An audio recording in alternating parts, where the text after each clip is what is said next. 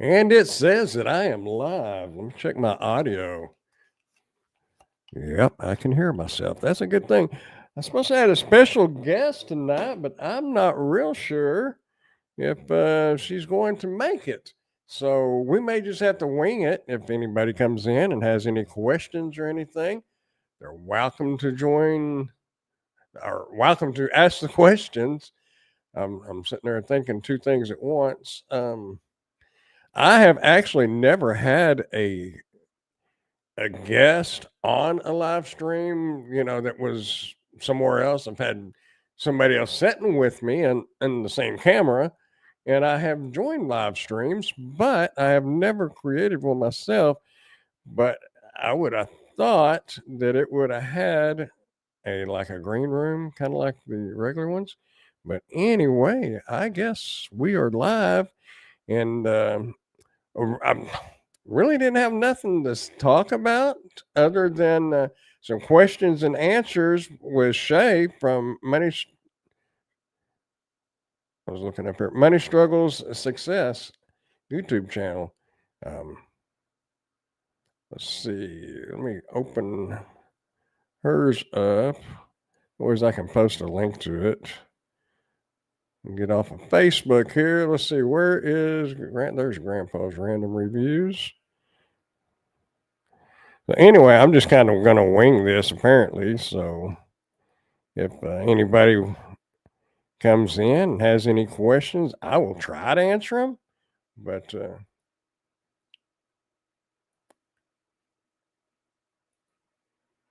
there would, I will try to answer them the best I can.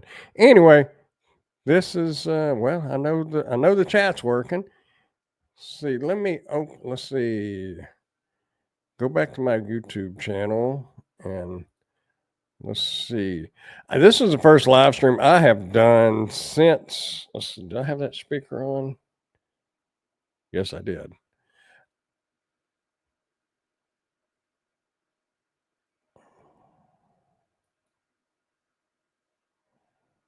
No, I don't want that. Y'all bear with me. Let's see. Click on live.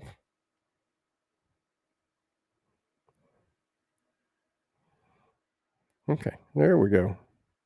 One watching, which is probably me. So anyway, I I haven't heard from Shay. We planned this on around the 15th.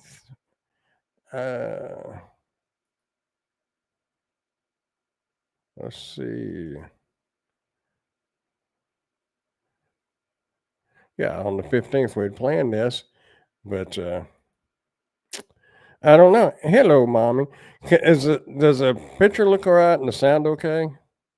How you doing, pork chop? I can't stay long tonight. Maybe actually he is a she.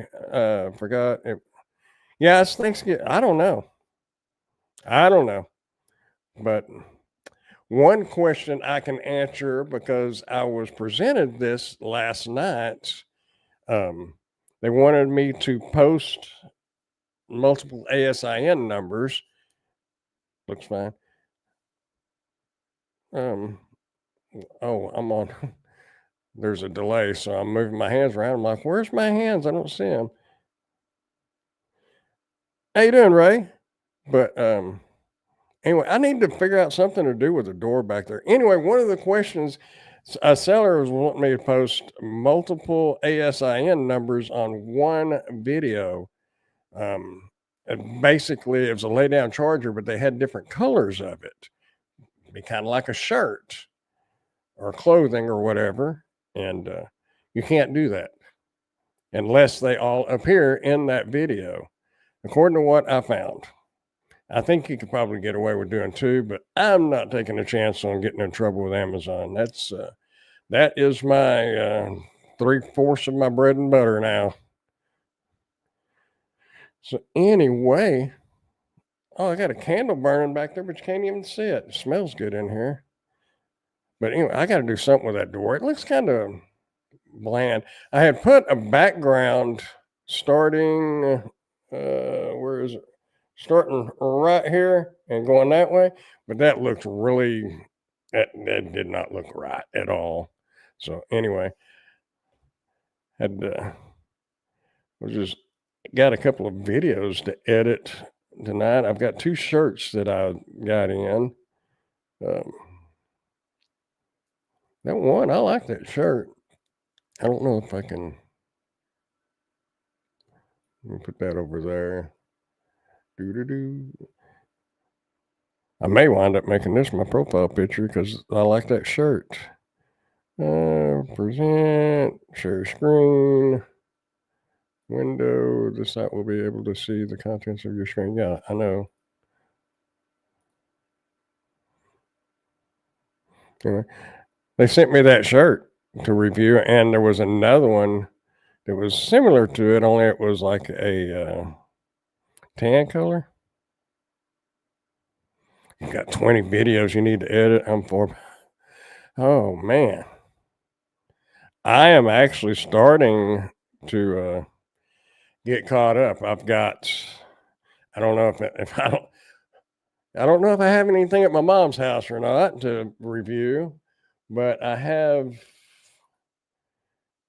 probably about 6 more things to do. I was hoping to be yeah, I liked it too. Oh, I changed shirts, I forgot. It's got snaps on it, and the sleeves the one that's way down here is a button, where you can roll it up. Oh, no, I don't have anything. Good.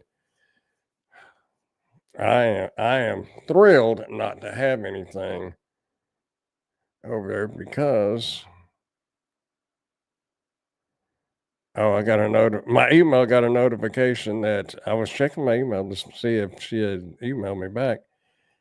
I maybe I should have got her phone number or something. Well, I don't know. I kind of when you when you know somebody, but you really don't know somebody, and then getting their phone number and stuff. But maybe she had a Facebook. I probably could have got see if she was on Facebook. I didn't think about that till just now.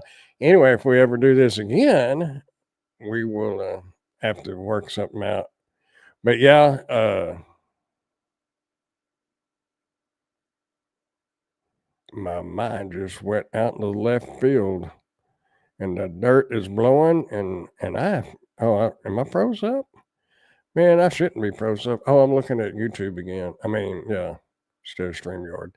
It shouldn't be freezing up at all because I am on a 1 gig connection now, upstream and downstream, so it should be rocking and rolling.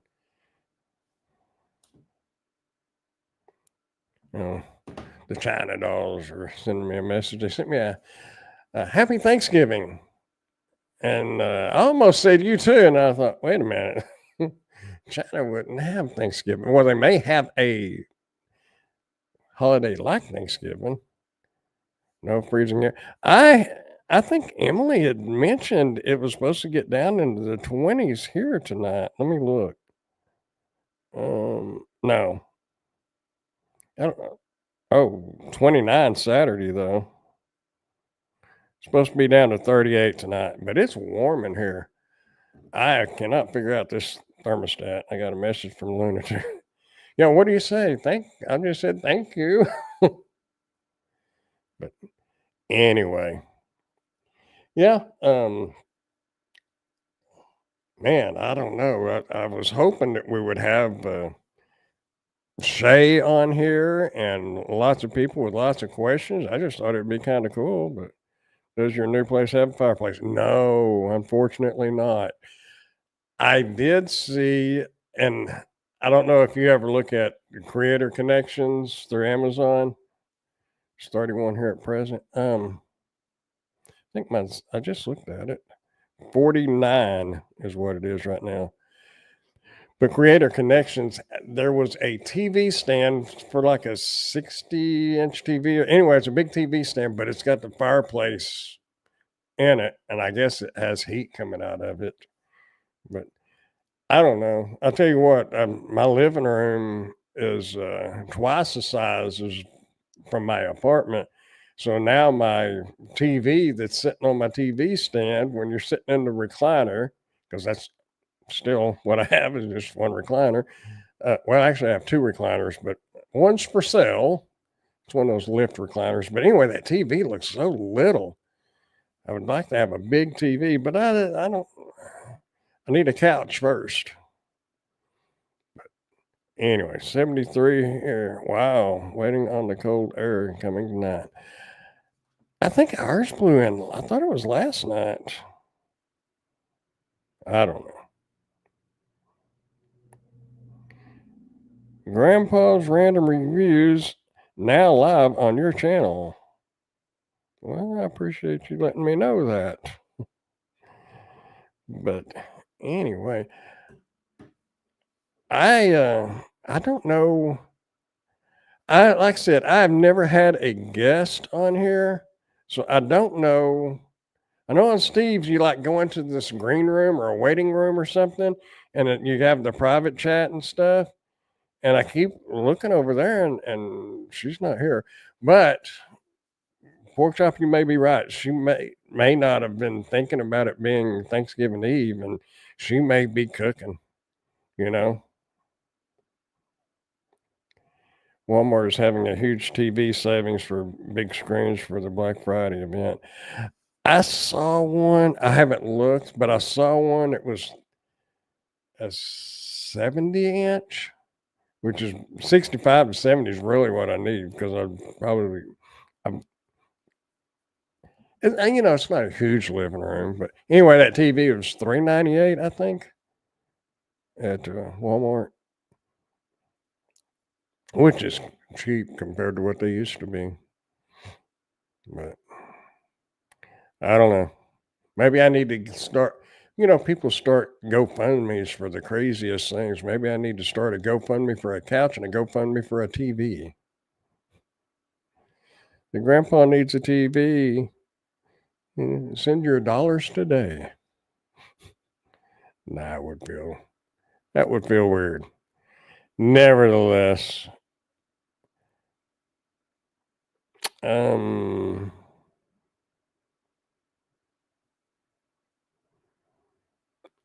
I don't know if you got any questions, because that's all I had, or somebody wants to throw a subject out there, we can talk about it. I should have done a Black Friday. I could have done a Black Friday live.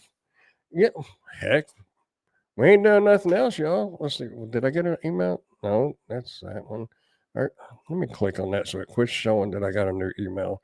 Let's jump over here. Let me open up a new window. Have they put the Black Friday stuff out online yet?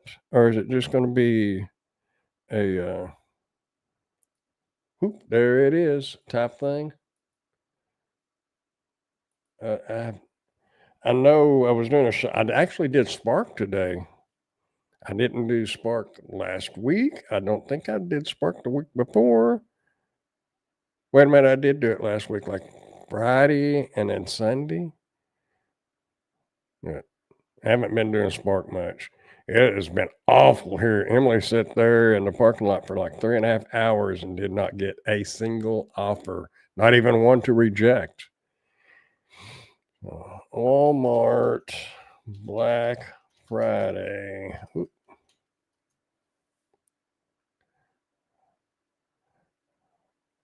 Oh, wow.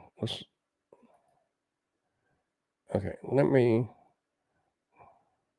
Walmart sent Black Friday emails a couple of days ago. Oh, okay.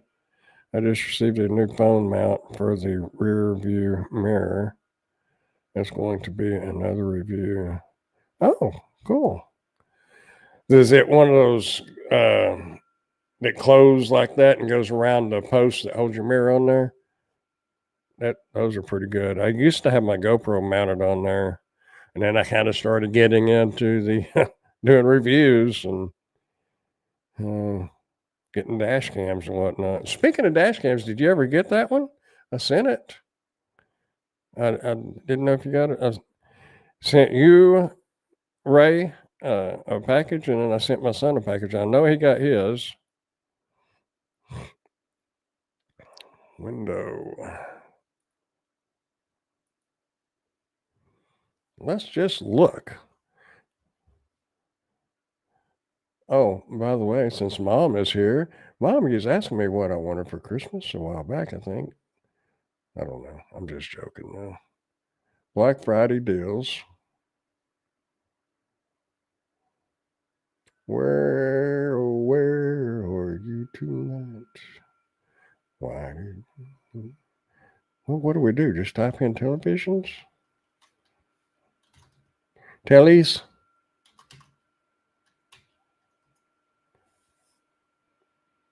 There we go.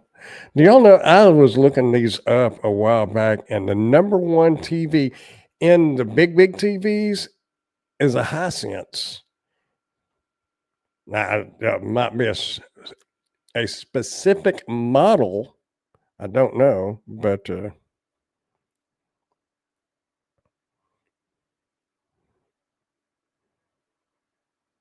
there's a 65. Oh, wow. That's a TCL. I would take it. Wrap it up. I'll take it. Man, that would be nice.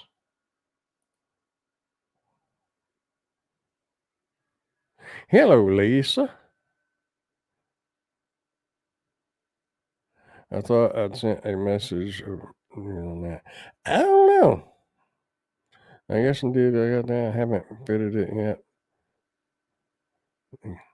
Oh, okay. Well, I'm just glad you got it. I was awful about getting that sent to you. My apologies on that. When I started packing up and moving, I was like, "Oh, I need to just stop right now and go to the post office." So that's what I did. So I got it taken care of. Roku T oh, 65 would work. I mean, let's see. Do they have I wonder if they I would take it in a heartbeat. Let's see. Do they have like a filter where you can go bigger? Because 42 or 43 is what I have in there now. Wow, look, that one's an 85 inch. That's a little too much. Plus, it's way too much money. I mean, that's a good price for that, no doubt. But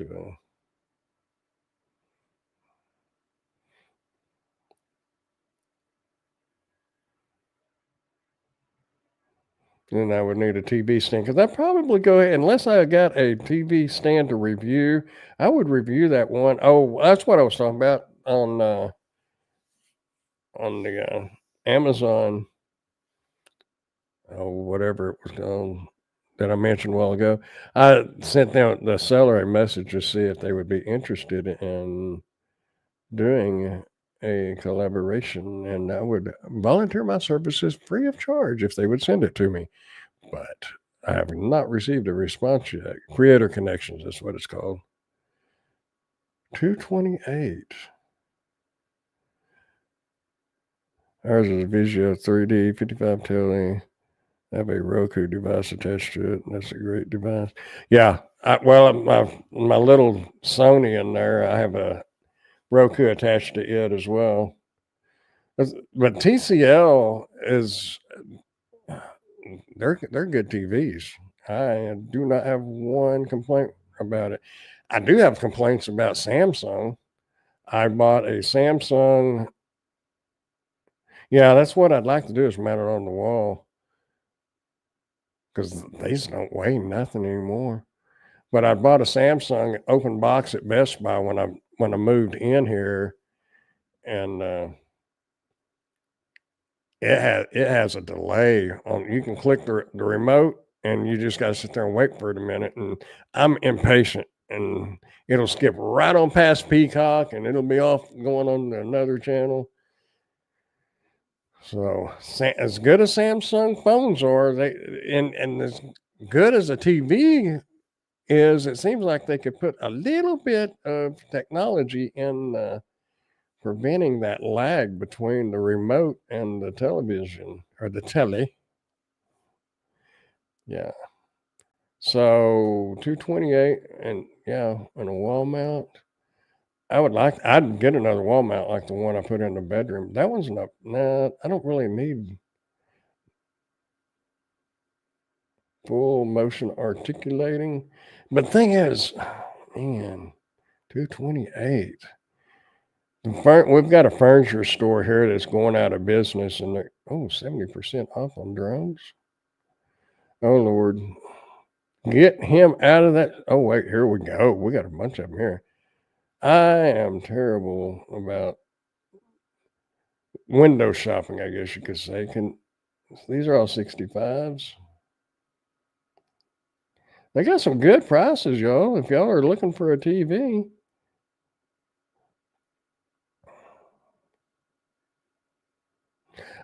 Speaking of good TVs, Emily bought a 43-inch TCL, I believe it was, at Best Buy, $99. They're not, I don't know how every Best Buy is set up, but they wasn't back there with the televisions. They was over there on a wing stack by the computers and stuff in a plain looking box. Wasn't all colorful, but it read the same. Everything on it read the same, but it was $40 cheaper. I don't know. You can get a good TV stand for $35. So what was that TV? 228, was it? Or 248. Oh, that's a 58-inch.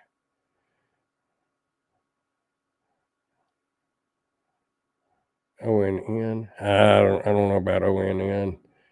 I know the TLCs are good, or TLC. Wasn't that a band back in the 80s or 90s? Oh, there it is. TCL. Oh, 378. Wait a minute.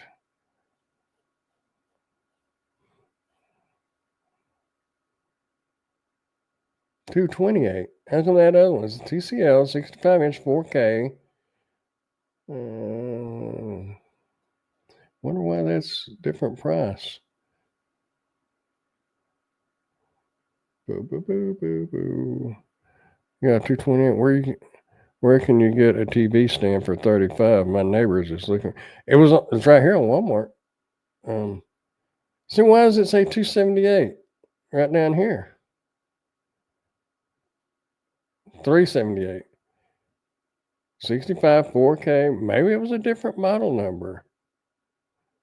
Or maybe that's a regular price because that's not green. I guess this is regular price. Anyway, there was a TV stands right here. $35.99, $27.99. They're a little different. There's one that I had. Oh, I paid more than that. Oh yeah, say $69.99. This is one I put in my bedroom, but I got mine at Best Buy. It was more than it wasn't but about 40, I don't think. But yeah, that's a good one. I do know that for sure because that's just like the one I have. But anyway, they got them. Those are wall mounts. She wants she wants furniture.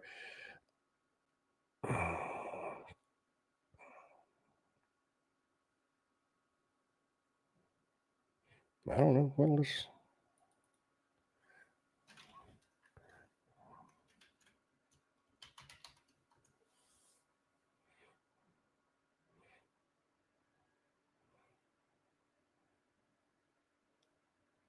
Mm-hmm. 16. I was looking. I just want to make sure. No. I bet Shay got busy and working on getting Thanksgiving ready and all of that. I don't know. Oh, look at that one, y'all. That was similar to the one I sent on Creator Connections. Told them I would do it. That's nice. Of course, I'm a guy. I know a lot of ladies like the black as well, but a lot of ladies are going to want it to look to match the floor or match the carpet or match the furniture, whether it's a dark wood or a white pine look. She's cooking hell. She may be. I don't know. I got stood up, y'all. I just thought about that. I got stood up. That's all right though. I understand. We probably should have had better communication and like pork chop mentioned, she probably wasn't thinking about it being the night before Thanksgiving. I really figured Walmart Spark would have been a lot busier today, but it really wasn't. I mean, it was okay, but seems like a lot of people are. It was the store was busy, but nobody doing orders. I figured with that convenience of having free delivery, basically, I figured people would be putting stuff in the oven and visiting with family and saying, "Oh, we forgot to get this, forgot to get that. Let me get the Spark app out." Apparently not. I did deliver three of those as little cardboard, some kind of wine or something in a little cardboard milk carton looking thing. No, I haven't done a price fix. There was three of them that came back to Burke-Burnett. So that was in 1689. I think's what it paid.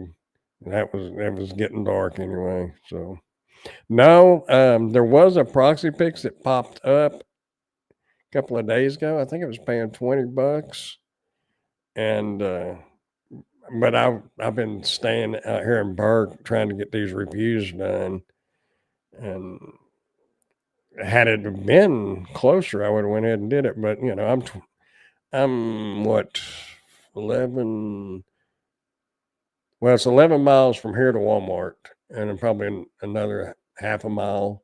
Depends on where it's at in Wichita. So it's probably 12 miles or 12 to 15 miles. I've done, I think, 35 assignments this week. Jeez, get busy. I've done 4. What was I thinking? 4. What does that keep going to the incentives? I don't care anything about Spark incentives.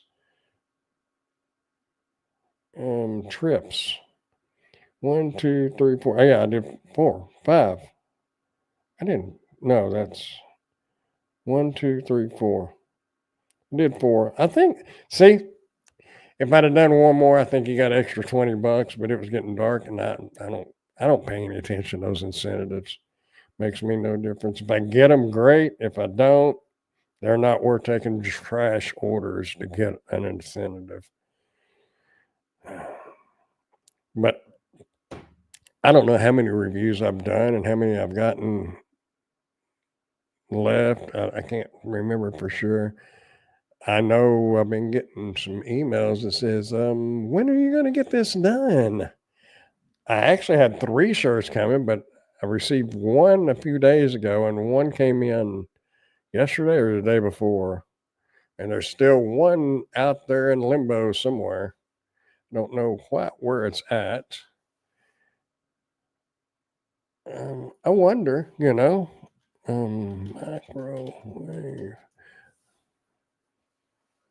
Look at there. Isn't that cute? It makes me think of those easy bake ovens.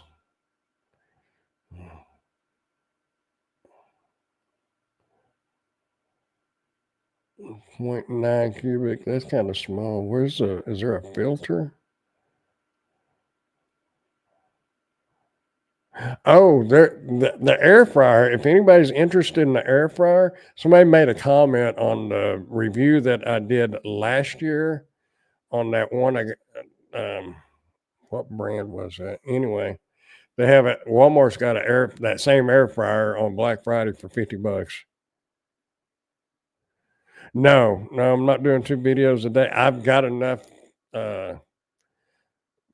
schedule to do that again, but I just haven't done it. I've been doing one a day. Speaking of which, I we are at how many? Where is Grandpa's random reviews over on this? There he is. We are at 948 subscribers.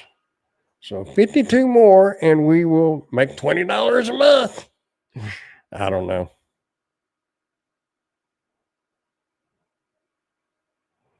Lifetime 397,000 views. Anyway, it's getting closer. I think if it'll stay on that trend, might be able to hit that 1K before Christmas, or at least by the end of the year. I hope, I'll get one or two subscribers one day, and then the next day, no subscribers. The next day, 3 subscribers. The next day, 1. Next day, 0. It's crazy. But anyway.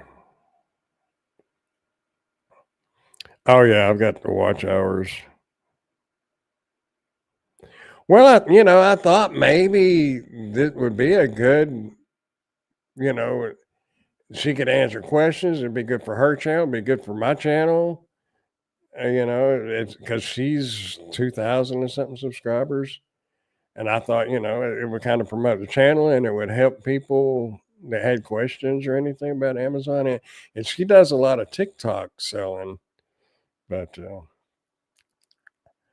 I just honestly do not have time to mess with TikTok. I know if you put the effort in and the time in, you could probably make pretty good money on it. I just don't have time to.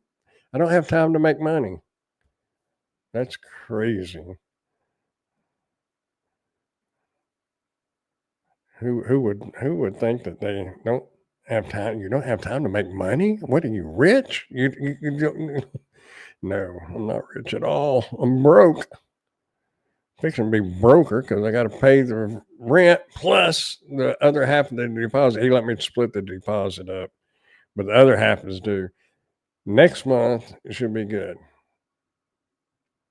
This month, I mean December, should be better, but I'm it depends on how Spark goes. Do you think she went to Dash and Grandpa? And I don't even know if she knows about Dash and Grandpa. I just know her through the Amazon stuff, and I sent her a link. The young couple right right over there, the ones behind where I'm sitting right now, I there's stuff at that house, and like sawhorses and boards and stuff out on their patio. Nobody's there. And when the landlord came over, they had to fix the plumbing. He parked over there, and I said, "Does anybody live here?" And he said, "I don't think so." But over here, it's a young couple, and they have like probably, I don't know, a year old, 8 months old. I walked out to the mailbox yesterday, and she asked me if I was allergic to anything. She said, Christmas is coming up, so I'm thinking, oh, she's probably going to make me cookies or something like that. So now, now I'm get them a Christmas wreath or something. I don't know, but it's a nice young couple. They're probably in their early 20s. Um, he may be military. I'm not real sure. He's got that military haircut, and I saw him a couple times wearing fatigues, so I don't know. But really nice couple. They got two. I don't know what kind of dogs they are. They look like poodles, only they're like 10 foot tall. No, they're not really 10 foot tall. They're a good 4 foot tall. Big old dogs. And then two more smaller dogs, they're not German Shepherds, but about that frame size. The one was two of them barked, all of them barked at me every time, and now all of them's used to me except for the one, and he barks. But if they start to bark, if I go out in the backyard and they start to bark, boy, she's on it. She gets them dogs in the house.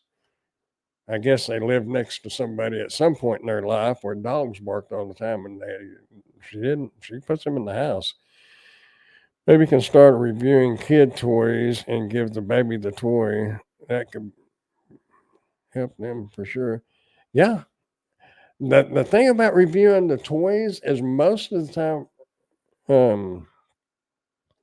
most of the time they want kids in it. I had the opportunity to review it wasn't a little Tox, but it was one of them little electric cars. And I don't, I didn't do it because I only have my nephew's son would have been about the right size. My granddaughter is almost too big, but I kind of, if I did it, I'd kind of want to sell it because that's my part of my income, business. But I didn't want to do it and then let him play on it and then take it away from him because kids are not going to understand that. Um, but so I just didn't do it. I forgot an adult has to be in the video with a child, so they would have to agree to be. Well, I wouldn't want to have kids in any of my videos. Yeah, I haven't. I mean, my oldest grandson, he's 16 now, so I mean, it wouldn't be that big of a deal. Um, I don't know, if they're in the background playing or whatever, but a bunch of these people like on TikTok and YouTube that do the YouTube reels, it's almost like they exploit their children to get clicks and views. And there's one little boy, and he's cute as a button. He's probably 7 or 8. And y'all, if y'all watch TikTok or even on YouTube, because I think Emily said he got his start on YouTube, that little boy knows everything about John Deere tractors. Um, he goes to these places now, and the parents videoing. Smart kid, but it's kind of exploiting, but he's very smart on that. He knows the hydraulics. He knows all the hoses and what you need to check, all this and that. The kid is very smart on it. But that's what we was talking about. If his parents will do him right, his college will be covered because he's probably going to be making 6-digit income at his age right now, or his parents will. I've seen him. He is a farmer. Yeah, yeah. But can you imagine what kind of bank account he'll have because he's got big following on TikTok and on YouTube. Yeah, so there's two ways to look at it. I mean, if you don't want to exploit the kids, but on the other hand, he's not like dancing or being, provocative or anything like that. He's a farm boy, you know. It's what me and Emily was talking about. I said, that kid is a true, like you just said, he's a farmer for sure. The thing is, by the time he gets 18 to 20 years old, he could go to A&M or somewhere, and he could own a John Deere dealership and a farm and pay for it, not owe on it, if the parents will do right. I think there was probably a lot of kid actors that parents spent the money for them. So anyway, have y'all got big Thanksgiving plans? What's for lunch and what time? I know we've got to be over at Emily's mother's at 1, and then stop back by my mom's. And hopefully between her mom and my mom, somebody is making a ham. Hint, I'm not a turkey eater, but ham, man, I love that ham. Emily went to United earlier and asked me, she texted me or called me to see if I need anything. I said, no, hopefully we'll have some leftovers to bring home. Oh, I'm looking at Sacramento. Why am I looking at Sacramento? Gerber Road in Sacramento, California. I wonder if these prices are the same there as they were here. Let's see. I didn't even notice that.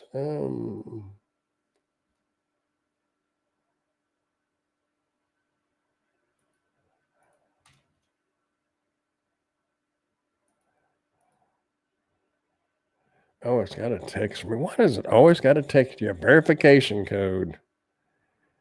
Oh, yeah. I made homemade pecan pie. Oh, we're going to Cracker Barrel apparently, as Wendy's has. I didn't think I had.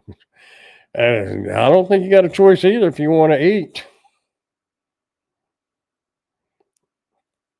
Oh, 1006810.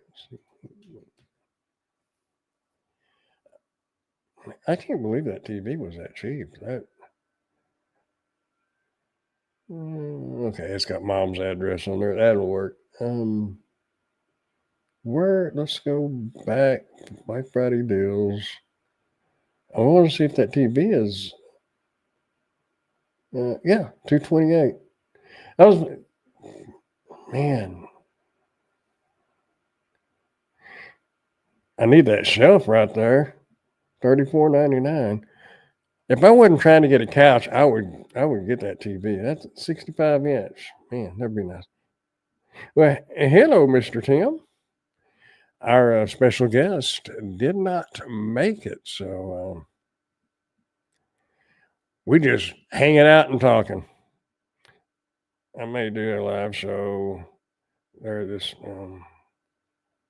From Cracker Barrel. You want to see all the Black Friday ads? Click here. Oh, really? Oh, let me.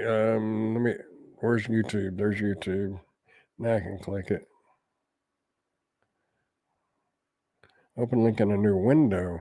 Well, let's go shopping. Let's see. Go back to there. Go here. Share screen. Share window. Which one am I? Oh, there we go. Yep. All right. We can all hang out and look at this together. They say the best TV deals are at Super Bowl time, not actually Black Friday, so you can plan for that. Black Friday deal. Oh, this is their ads. Okay.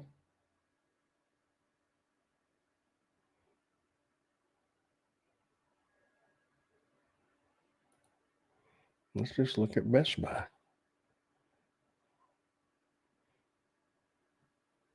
My dryer went out. Y'all probably heard me complain about it making noises. It finally bit the dust. I had to get a different dryer. Luckily, a very old, not old as in age, but me and his brother was best friends since first grade. I mean, of course, we grew up and went different ways, but anyway, his brother just older than him. Just happened to see. I made a comment on Facebook and he saw it, and he just happened to have a dryer sitting out in his. No, he bought a new washer and dryer, and he hadn't switched them out yet. And he saw that post, and he thought he might as well just do it. That way, he can give me that. He gave me the dryer, and it works good. He said sometimes it hangs up when you're doing the drying. It won't. I thought the one she got was 43 inch. Maybe it was a 40 inch. But anyway, so I got a dryer. So that worked out. I'm shrinking. My chair went down. I need to get a new washing machine. Yeah. Marketplace is a good place to look for appliances, maybe even find them for free. I was looking on Marketplace, and yeah, there was some decent prices on some dryers, but the best price is free, and he delivered it and helped me bring it in the house, man. You can't beat a deal like that. 100-inch Class T QD Hisense 100-inch Class QD 7 Series, $15.99. 20 years ago for a 55-inch TV, that's about what you paid. And now you can get a 100-inch flat panel, 4K, for about the same as you could what was that? The one that had the light bulb in it. I paid like $1,400 for one of those back in 90s, 80s, or late 80s, early 90s.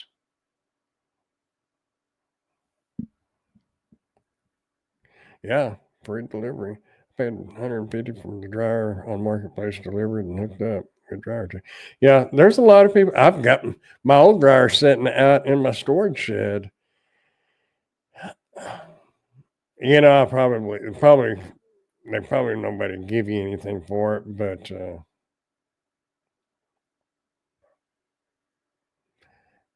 it's the Samsung sensor heat or whatever. They're $400 or something. I don't know.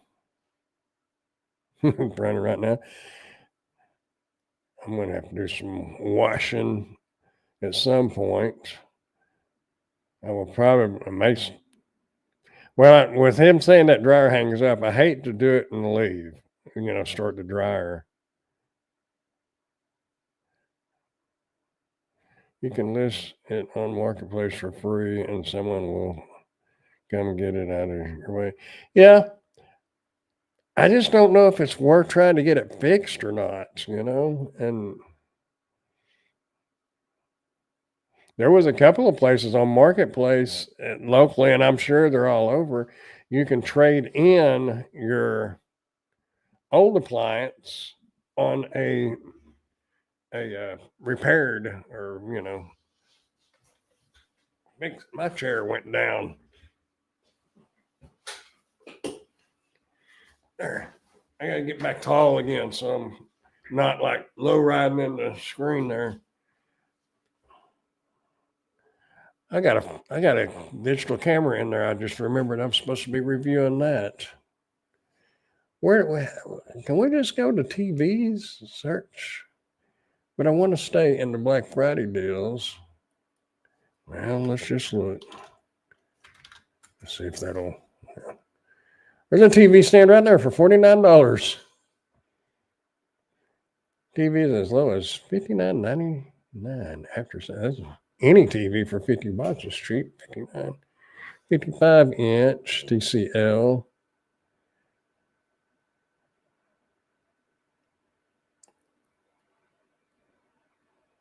Do they electronics, projector TVs? There we go. 1,405 deals. I don't think we're going to scroll through. Oh, wait a minute. We went back to the main page. I think that one right there would be the TV to get. If I was going to get a TV at this moment, I think I would go with that. That TCL. We've in the past, I've had the smaller ones for bedrooms, and worked great.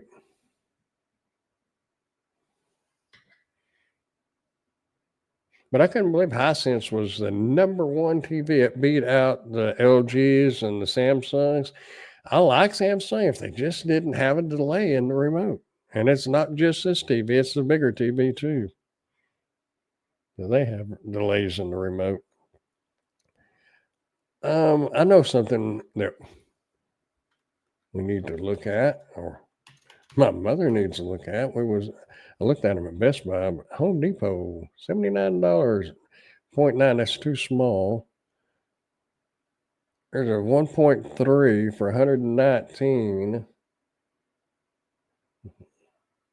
1.6 for 1998. 1.1, 1.6. Oh, we don't have a Costco. Never mind on that one.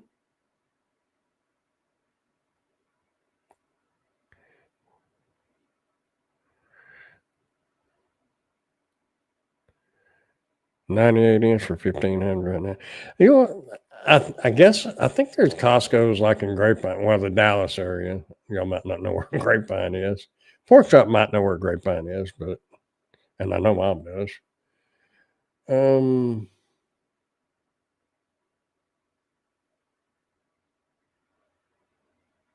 0.9, that's too small. 1.7, 198, Home Depot.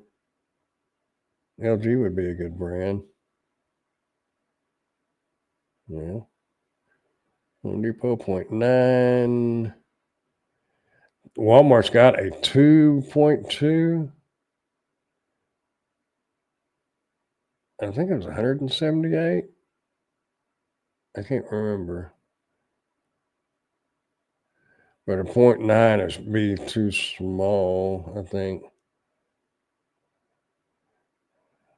Over the range. We don't want over the range. We want a countertop. There we go. PC Richard and Son. I never even heard of them. 1.6 over the range. Stainless steel countertop.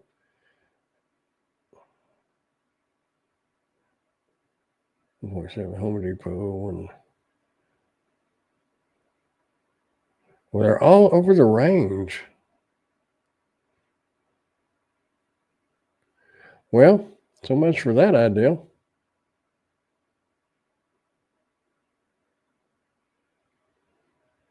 That would, if I don't, well, you know what? We could get this picked up for us. We have relatives in the Dallas Fort Worth area. Members only.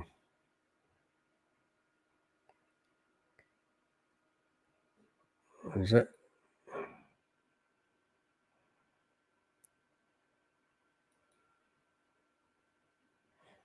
Can you do a collab of what? What in the world is that?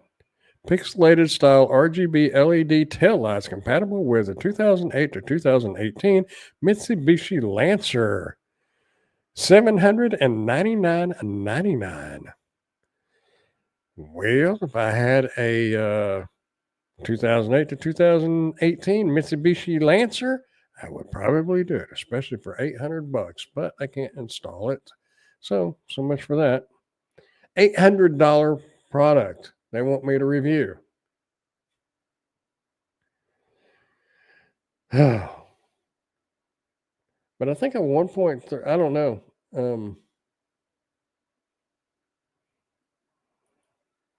Does it say how big the carousel is? That sensor cook, y'all, the microwave I bought it used. If y'all got that sensor heat, you know what I'm talking about. If you don't have it, you don't know what you're missing. Does not matter what you put in there, if it's a frozen burrito or if you're heating up pizza, whatever. All you got to do is hit that sensor heat and start. Bam. Perfect every time, no matter what it is. That is not, I don't set 1 minute or 2 minutes or nothing. I just hit that sensor heat and start. It's sweet. This would be a good one if this one's big enough, Mom. 1200 watt. Dimensions. Turntable. Yeah. Well.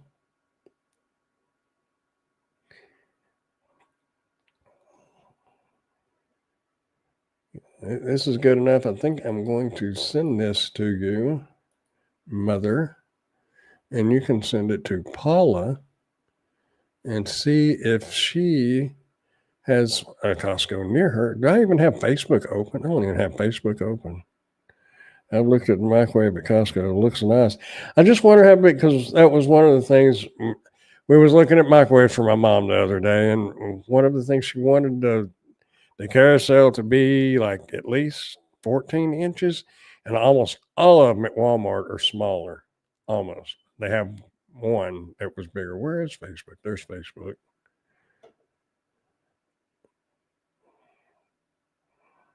And we'll open this up. Messenger. There's you. You might look into that one. That sounds like a good one. Might get, if there's a Costco around in Plano, you might see if she'll go look at it, because they probably have a Costco membership. 848 reviews of 4.2. That looks. I know it's not white. Oh, that was another stipulation, wasn't it? You wanted white, but that's got some stainless looking on it. That would look good, I think. I don't know. And that was another thing I know at Walmart. All the microwaves are black and stainless, except for one. Well, and technically, except for two, they had one white one and one was like a red color, I believe.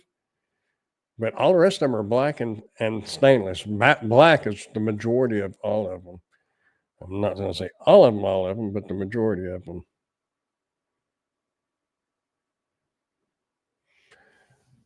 Anyway, that we found a good deal on a microwave. 1.3 cubic feet. That I think that would be. I think that would. Wait a minute. There it says. Oh, well, y'all can't see now. 12.4-inch turntable. Unless that's too small, but I don't know.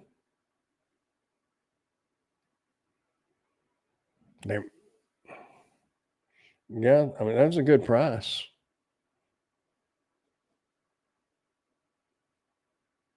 Well, this is warehouse. My warehouse, South Lake. Yeah, I know. I just noticed that it said the turntable was 12.4. Sorry. Let's see. Let me look. I'm on on Costco Panasonic microwave.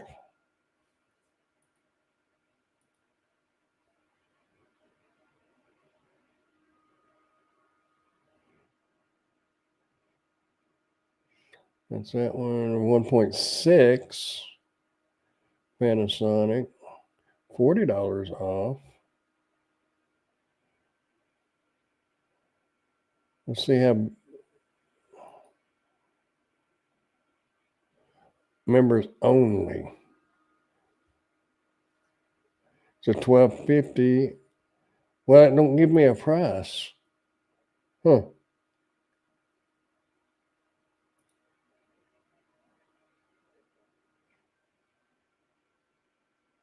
And it doesn't say how big the carousel is. It says oh, there now I see you. You're late, but here. Okay. I see you.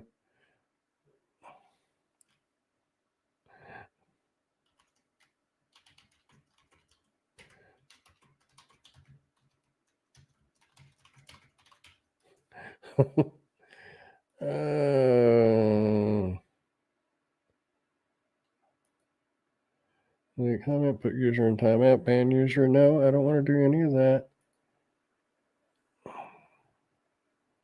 Oh, there you are. You're over there. There you are.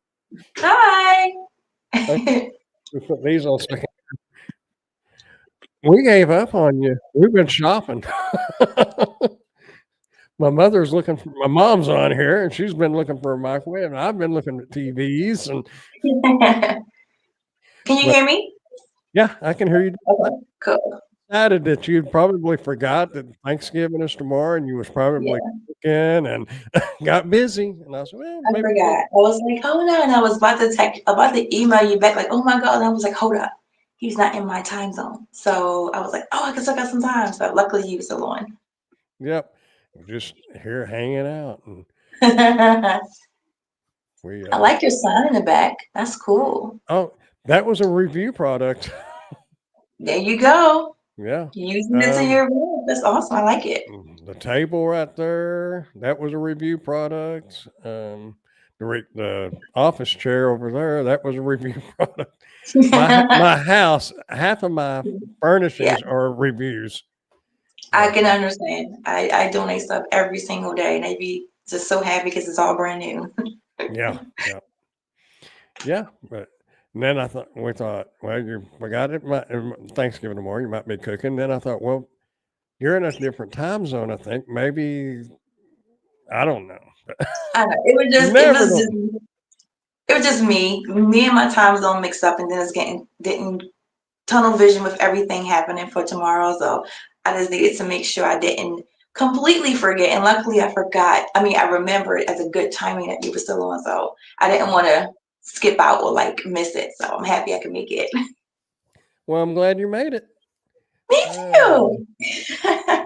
Pork Chop says, good night. I have to go now. I hope everyone, well, if you're still here, Pork Chop, have a good one. And don't eat. I'm not going to say don't eat too much tomorrow. Eat all you want. I got 2 different places to go to tomorrow. I'm wearing my loose fitting jeans. Stuff in your face. You deserve it. Yes.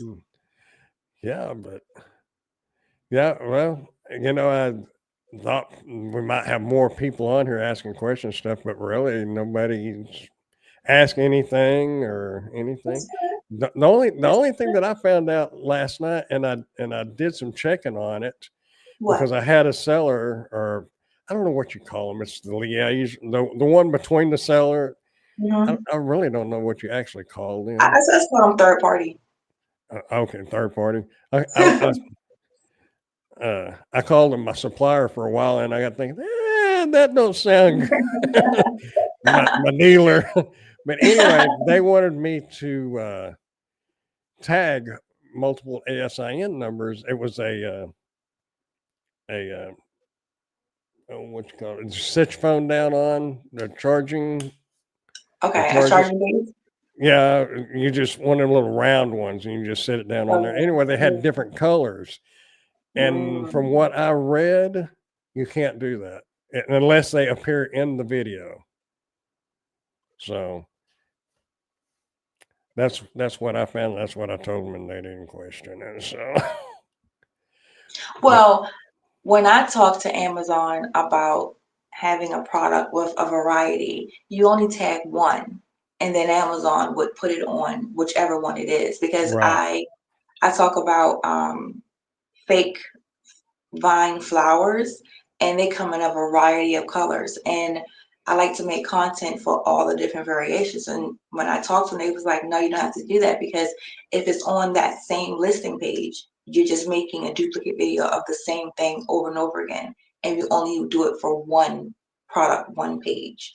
So it doesn't matter if it's blue, green, purple, or yellow, it's still the same product on the same sales page. So I just followed that, and that's what I've been doing going forward, because it's, for one, makes me not have to make consistent different content for the same exact product.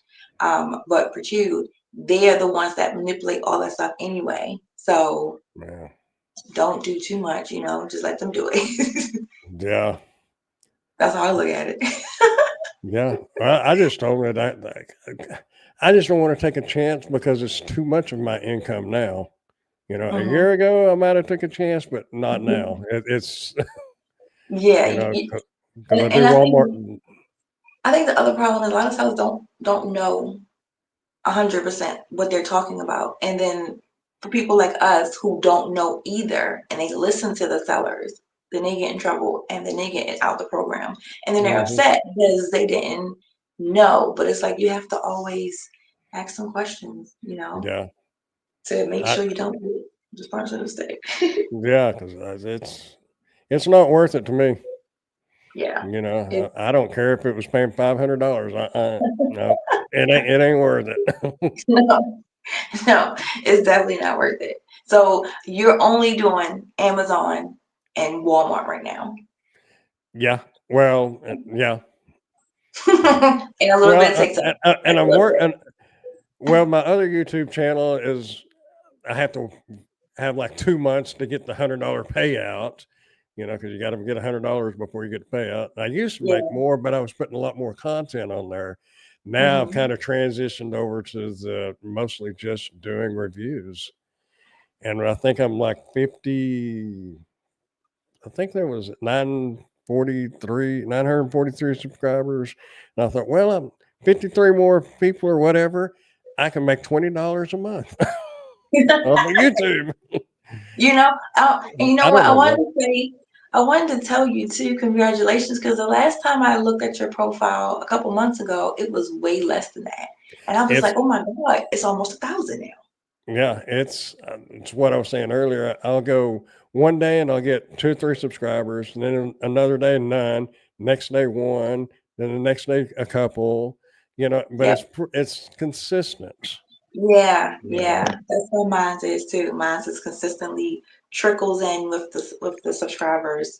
And Yeah. then do you ever look at the unsubscribers?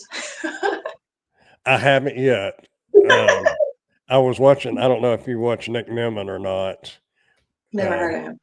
okay, he's a big YouTuber that shows you on how to do different things on YouTube and looking at Yeah.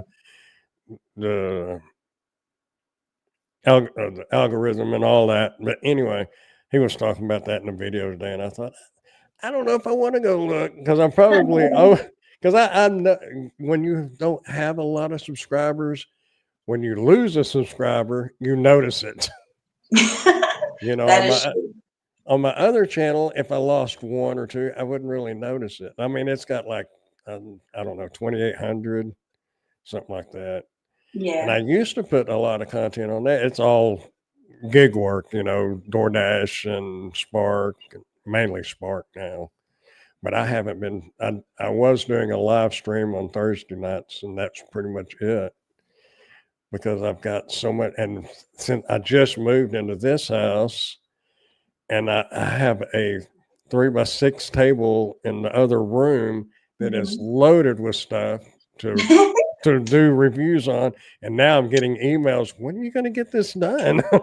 I know, I So know. for the last week or so, I've been just hammering, trying to get them done and get caught up.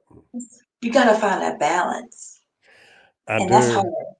and that's one of the things I used to preach on the gig work is there's so many people that hustle, hustle, hustle, and they don't take the time to have a life. And I say, Mhm. you need to just stop, go walk around out in the park, go walk around at the lake. And now I'm looking at myself thinking, boy, Yeah, same thing. you're not practicing what you're preaching because Yeah, it's constant. I mean, it is. And I'm, I'm like a little bit debating on making a video about that because my YouTube channel is like sparse with content. It's sparse because I'm literally doing what I say. I don't have the time to make videos. I'm not over here making money where other people are living off of YouTube. I'm not. I'm living off of the things I talk about on YouTube. So I've been trying to find that balance of okay, you're doing this, you're telling you about it, but I'm like not really making a video. And it's like that's not really helping me grow. Like the main thing that helped me grow was talking about Amazon Vine because no one is talking about Amazon Vine. That niche yeah, is like, ooh, I found mhm. somebody and I'm that's the what person. that's where I found you at. It was through I was looking up Amazon. I'd been doing it, but that's how I found you. It was Amazon Mine related. I think Yeah, you was coming out with a couple of tax. yeah, tax Re- videos. And Yeah, that's like it's so funny because I made the videos, I don't know, maybe a year ago. And it's like I keep forgetting that Amazon is kicking out people and bringing people in so much that my stuff will forever be useful because people are always getting kicked off and coming back on. So yeah. I kind of lucked up with that. Like I didn't even have a clue. I look at it every once in a while, but I don't even. It makes me so nervous with Amazon buying that. That first year, What? I didn't realize that you had to pay taxes on it that first year. Yeah. I had over $8,000 in camera, not cameras, but Mhm. like tripods, lighting, Yeah. background stands. I was getting a studio all set up and thinking this is great and giving stuff away. And then I started finding out you're going to get a 1099. So, oh crap. Yeah, and it's so crazy because if you probably don't remember, but people come in my comments and be like, "Duh!" Like did they tell you that? But they also tell you when you first begin, before you even sign up, free. It's Yeah. free products, free, free, free, free. There is nowhere ever it talks about you paying a dime, like Hmm. ever. And And that's so, what, like, and that's what I did my first year. I was like, holy crap, I gotta pay yeah. taxes on this. I had no idea. That pissed me off. So I made this video Hmm. because I was mad. I was Yeah. so mad. I was so mad. But I mean, but yeah, so what I was saying, like, with the getting better with timing and stuff, I've been really debating about that. And I'll pause. I want to say you gave me motivation because your content and your consistency is like making me feel I need to be more consistent. If like real life. And also I know you made a video about a power scooter. Yeah. I like the idea, but I didn't like that one. But I went and got me a scooter because you motivated me to get a scooter. Oh, really? They are a Yeah. blast. They It's are. coming now in about, it said it should be here, but was between the 27th and the 30th. And my husband was like, why are you getting a scooter? Because Brandon had a scooter. It looked really fun, but I want a different type. So I got me one. And I was just like, oh my God, like I'm getting influenced by you.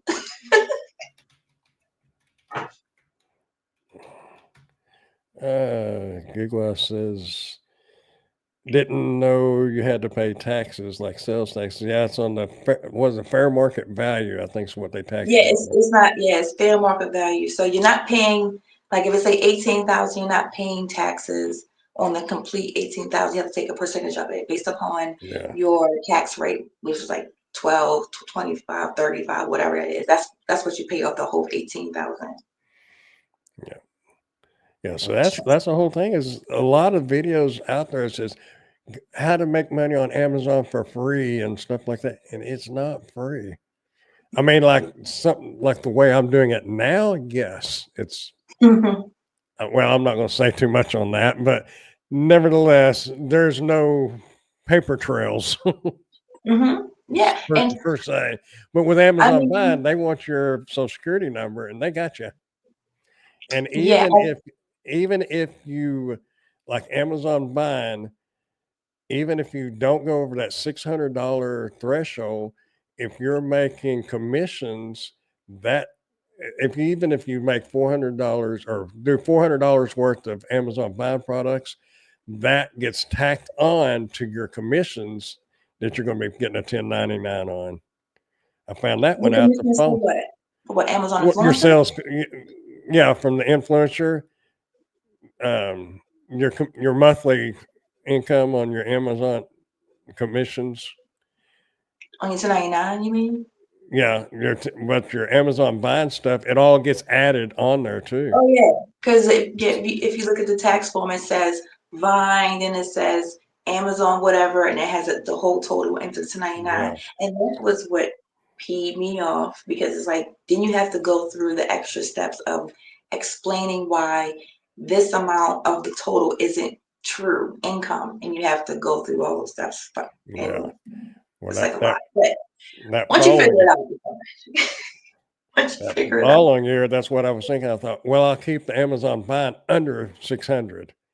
Yeah, they tacked it right on top of the Mhm. your regular commissions from Amazon herself. So I know. See, it's that's different why I for don't me. even that's why I don't even look at Amazon buying now. And I get so much free stuff now anyway that I know. I I I, know. I don't I did we did buy a hard drive and I did a review on that, you know. So but the majority of everything I review, I don't buy it. And I know there's a lot of people out there. You can see them on Reddit. A lot of them was mad about not getting their incentive pay, and they've spent all this money to make buy products and do reviews on them. Yeah, I'm like, you know, you would have to have done a lot of reviews to review everything in your household that's on Amazon because most people have friends or something, and there's so many things on Amazon. You shouldn't really have to buy anything unless it's something you needed anyway. I But know. I don't think it's worth buying specifically for making a review. You know, if Yeah. you needed a keyboard, fine, buy a keyboard and review it. But if you've got 3 keyboards already, don't go buy another one. I mean, it don't make sense to See, me, but I know some people do that. I know, and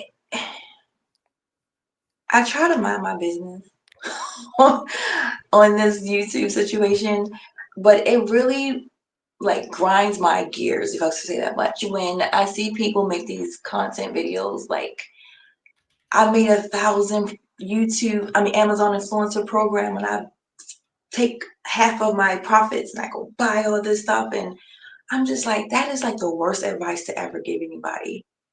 But, Mhm. it's the clickbait of it all just to get the views because people who do that and follow that don't see the success that follows that they're saying they will get. It's so much more to it when you are an influencer and finding the products and posting. And I guess people just don't care about the real information. They care about like the show of the video information. And I Yeah. think that's what's gonna always be. Because if I make a video about it that's being honest, like holding your hand, it's like really, rarely few people will look at it. But for others, that's telling them the wrong stuff, in my opinion. It's like so much. And then seeing the comments, well, I'm not getting the results. I don't see, I'm still off. Like I don't know what's happening. And it's like, I don't know how to help these people. Yeah. I don't know. I mean, if you spend too much money, you gotta do it's just like doing Walmart delivery or DoorDash or the rest of them. You gotta calculate your gas, your wear and tear, your maintenance, Yeah. everything. It's all gotta calculate in. And if you're gonna be buying stuff to review, you better you're cutting into your profits, you Well, know? it is cutting into the profits, but it's also, I think, me being a content creator, I had to go through a journey of F around and find out situation. Like in the beginning, I was just like off with the races. I was that person that was like, let me go on here, let me research products, let me buy the ones I know is getting the attention. And it did help. Like my income grew year over year over year. And then once I hit 75,000, I was like, I'm exhausted. I don't spend time with my kids. I don't spend time for myself. I'm so ingrained in like focusing on finding products and posting products that I literally stopped a W-2 job to go right back to doing what I did, what's more, being a content creator. And that's what I mean. Like I had to find a balance of like, yes, money is available. Anybody can make 75 grand or more, but you have to be able to be like, okay, I have enough. I have a number that I know I want to reach. When I reach my number, I'm good. Anything else come after that number, I'm fine. But before, I was just doing it to see how much can I make more next year? How much can I make more next year? That's the worst way to go about it. You don't want to do that. Yeah. Don't. Yeah. Well, earlier we was talking, I got an email from one of the sellers and it was some $800 tail lights for a car. I'm like, it hurts when you see high price stuff like that, but you can't demonstrate it, so you can't do it. But I have turned down $300 and $400 products, because I just I didn't know much about it, and I just Yeah, didn't. What am I going to do with it when you know? I know. I've got a lift chair in my living room right now, a lift recliner, and I put it on Facebook for sale, but nobody's made an offer on it, And what am I going to do with it? I know, and I think that's the thing too of I had to learn how to say no because I was afraid if I say no, I wouldn't get any more offers. But it's Yeah, actually the contrary. Once you are deemed to be a person that can actually deliver, you have so many more opportunities come to you because they're like, hey, this person actually does it. So go talk to them, go over there with them, and they just blast your email to all their friends. So I find it okay. yeah. I've got two main third parties that I'm always doing stuff for, but pretty much every day I'll get an email from somebody new, and a lot of times I just tell them no, I just Yeah, it's because annoying. a lot of it's some really off the wall stuff, some 30 foot of 1 inch chain, toe chain. I mean, you know, and So then change. I live in North Texas, and we very seldom get snow and ice here. Mhm. And then uh, I said chains, so I thought about the snow chains that somebody tried to get me to review a while back. I'm like, those are unheard of around here. That's like Yeah, buying a snow sled here. It's just very rarely are you ever going to have anything like that. So I know. you're going to be stuck with it. And behind the door over here is another room that's going to make that my storage room, and I've got stuff stacked on the floor now. that, I know. It's a lot. It's a and I lot. and I don't know if you watch Freaking Reviews, Yeah, I follow him. yeah, and then Tyler Tube, and I'm like, and I know they actually buy their stuff, but they're so Mhm. high up into YouTube, they're making big money on YouTube. You know that, and it's all Well, in it, and it's all freaking in reviews investment. sell stuff too. Oh, does he sell stuff? Yeah, because like I was deep diving on his account, and when you go to his profile, he has a link to an actual web page. And then I don't Oh, know if it's still up, but then on his actual web page, he has a section where people can buy stuff he's talking about. And I was like, that's a good idea. But then it's like it's about the whole storage factor. That's a lot of stuff to be holding on to. Hopefully somebody buys it. yeah, because as long as he's been at, because some of his reviews it'll say 1 year later, is it still working? I'm Mhm. like, he's hanging on to some of this stuff, and I'm like, Yeah, how much? He has to have an extra room in his house or a storage unit or something. yeah. And that was one of the things that was making me want to be a little like that with my content, with like reviewing stuff. But then I realized I just don't have the patience.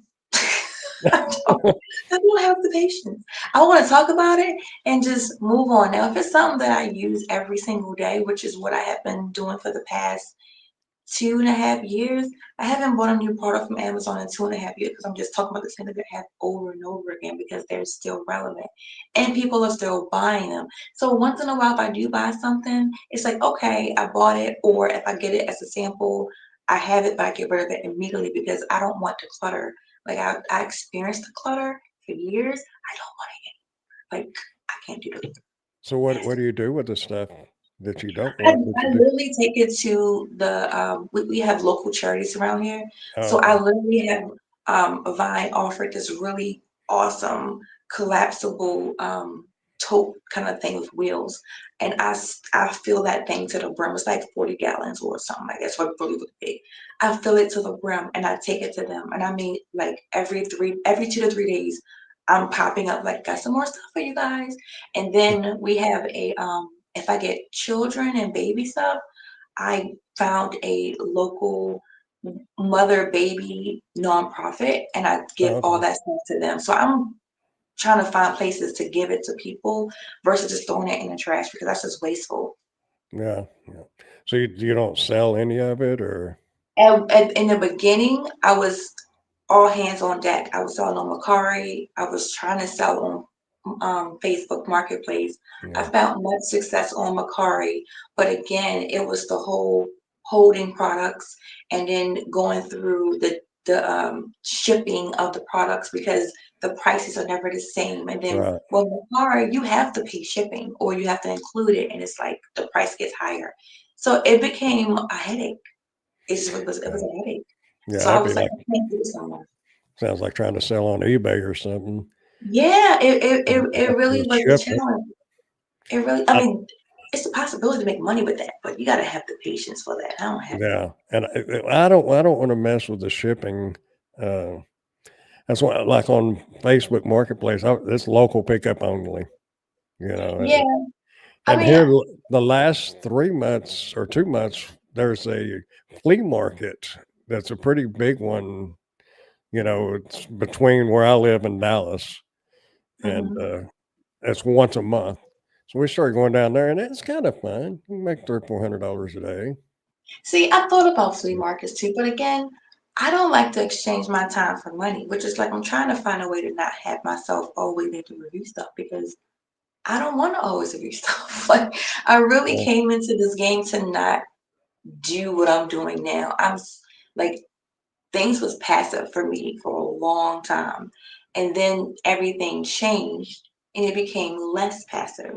And so now I have to spend all my time doing work, which sounds bad, but you know what I'm trying to say. Yeah. Um, so it's like now I'm trying to get away from that again because I want this to be a thing where I'm not needed to continuously act every time in order to make money.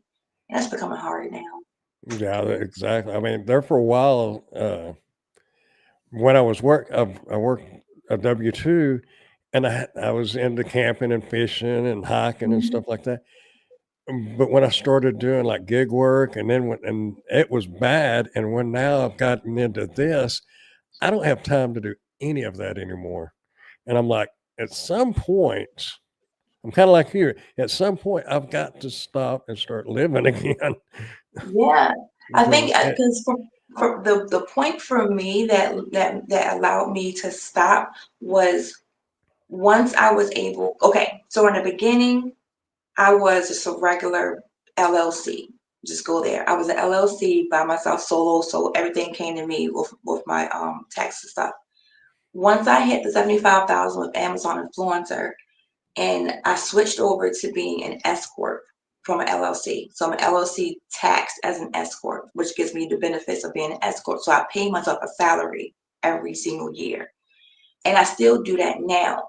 And with that, like you have your two main sellers, I'm your two main people contact. yeah. I was able to over the years connect with people that became consistent with allowing me to have income so I can keep up with paying myself. But again, it's not passive in any way, shape, or form. But I had to make sure that they knew, look, I'm only going to do such and such. So the amount of time I need to fulfill my job obligations is literally like 2 or 3 hours a day, period. Um, and with Amazon Influencer, I only do that once a month. And I'm Mm. about to, and that's like how I've been making it. That's why I said I don't buy any more products because when I was consistently sourcing for products, hours, hours, hours. It was so long. Yeah, I don't buy anything, but I do spend hours. My daughter asked me a while back. She said something about how much I work, and I said technically I work about 18 or 19 hours a day. I said, but I do take a lot of breaks. You But gotta find a you're balance. always working, whether you're watching something on YouTube to learn how to do something, or Mhm. you're scrolling through a list of one of these third party places, essentially, because they have Google Docs with a whole list of stuff. You're constantly doing something, answering emails every morning, I know. and See, it's I was where you were, and I just told them to I didn't lie. I told them to stop because if you don't, what is it called? If you don't have a line, they will always cross it, and you will always be needed for something. And so when I realized that I wasn't having a life in any capacity, I had to like, I'm gonna have to potentially take a cut in my money, which I'm okay with because I was able in those beginning years to pay everything off, started saving, start my retirement. So now I'm just coasting with the timing I know I need to fulfill these certain things. If I stayed with the mindset I had in the beginning of like, I'm just going to take everything that comes to me and not say no. I would be the people making videos like I'm burnt out. I'll quit everything because it literally takes a toll on you mentally. It does. Like I was out on family outing thinking about I gotta do a video for this, I gotta do a video for that. That's terrible. That's terrible. I can't do it no more. I had to yeah, stop. yeah. I've got, when I get some things paid off, I'm hoping to be able to. Even now, I'm starting to tell a lot of them no on different things. I'm like you, like you said, you were at first. If they offered it, I took it. It might be something really. Yeah. I mean, there of course there's some adult things that they offered. I know I'm not. You know, you know what I'm saying there because you've been in Yeah. this. But Hmm. and there's a lot of things now that I just say no to, and Yeah. It gets and easier. and that's and I don't know how the YouTube is going to work out, but if it would pay a little bit, I might not have to do as much on the Amazon reviews, and I could Hmm. be more I'm trying to start being more selective on what I take because some things you just can't get rid of. I know. You know, and nobody like USB hubs. You know, that you can plug multiple USB Mhm. cords into. There's not many people out there, especially at a flea market or on Facebook, that is looking for that. You know, if I they know. need that, they're going to want to go to Best Buy or something. You know, and I'm like, Right. yeah. And But that's, and that's as it turned out, when I set my little office up in here, I needed one of those USB hubs, and I thought I just go right into the other room and pull one off the shelf, which that's right. kind of cool. But I've got 3 more in there, you know, and just So why finding. don't you why don't you donate your excess stuff? Well, there's been some like the the durable medical equipment that I have donated to. Well, it's my doctor's office because she has some patients that their Social Security doesn't, Medicare doesn't pay for some of their stuff. You Mhm. know, and I gave them a walker and some walking canes. Right now, I've emailed her to see if I've got a bedside potty. You know, and you can't put that stuff on Facebook because it's medical. You don't have like a Goodwill Salvation Yeah, Army yeah. name? Well, that's where it's probably going to wind up going. Okay. Is somewhere Yeah. like that. I mean, you know, I took it to the flea market and people walk by and laugh, and you know, and I'm like, it is funny until you need it, you know, and when you need it, you can kind of wish you had it. I know, I know. And you know what? I really have considered because I before I became a content creator, I was actually going to be a a storefront making different kind of teas like bubble tea and stuff like that. But then the pandemic happened in 2020, and I purchased a travel trailer and converted it into a food truck. And so going to those flea markets and things was a part of my initial phase. And I was like, you know what, I can take off my table and just put everything down there. But Mhm. it was, I had smaller kids at the time. They was way Oh, small. So it didn't make sense because I didn't have the daycare to do it. My husband's at work and then it's like me with small kids. So all those ideas that you did is like something I thought about, but it's like for people like me, and you don't have the resources to do it, you're like you're like locked and tied to only be able to do certain things. You have to be creative with making money. And it's mentally exhausting. yeah. It is. It's mentally exhausting until you find your groove. Like I found mine because it took a while. Like, oh my goodness, Brandy, this is a lot. And the gig work, I kind of found my groove there, but now I'm into this, and I've got to figure this Mhm. one out. And you know, I I'm know. nearly 60, so I'm like, So how are you able to okay, let me say it this way. If gig work was allowing you to have income as well, are you going to just let that just like die off and only focus on this, or you want to have a balance of both? I'm gonna try. Well, I pretty much just do Walmart Spark now, but for the since I moved, I haven't really been doing much Walmart Spark at all because I'm trying to get stuff set up in the house, trying to get reviews Okay. done, and but I haven't thrown the Walmart Spark away. You know, I've got those gig apps on my phone, and I'll Okay. probably continue to do them because it's not. I've figured out when you're sitting in the house all the time, you're working from home and Hmm. these walls start closing in on you Yes. and I've got to get out and I can go do a Hmm. Walmart delivery or something like that. So I'm going to try to probably do the majority of it's going to be the Amazon stuff because with Walmart, you're putting a lot of miles on your car, you know, Yeah. and the maintenance and everything. So if I can cut my mileage down, if I can get to that income that I'm comfortable with, Right. and since it's just me, I don't have to have like big money. I don't. My kids are grown. I got grandkids. You Right. know, I mean, I don't have to have big money, but I want to be able to live and be able to go where I want to go when I Right. want to go. But if I don't have the time to go because I've smothered myself with all this, that I'm probably 3/4 Amazon and 1/4 gig work now. You know. Mm. Gotcha. But it's, Yeah. the way I look at it, the more what was that? I don't know if you're watching Sean Cannell. He used to always talk about this think media. I don't know if you're Okay, yeah. watching.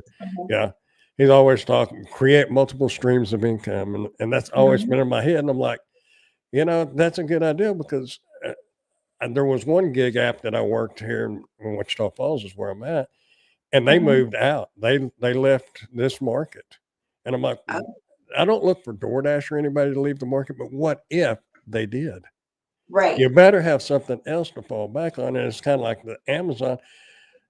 I don't want to depend 100% on it Mhm. because something could happen. They could shut the whole program down.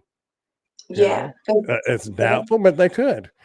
It's true. And I think, well, not I think, that's what happened to me because in 2020 to 2022 or 3, Amazon was less Big Brother and it was much more easier and is less saturated.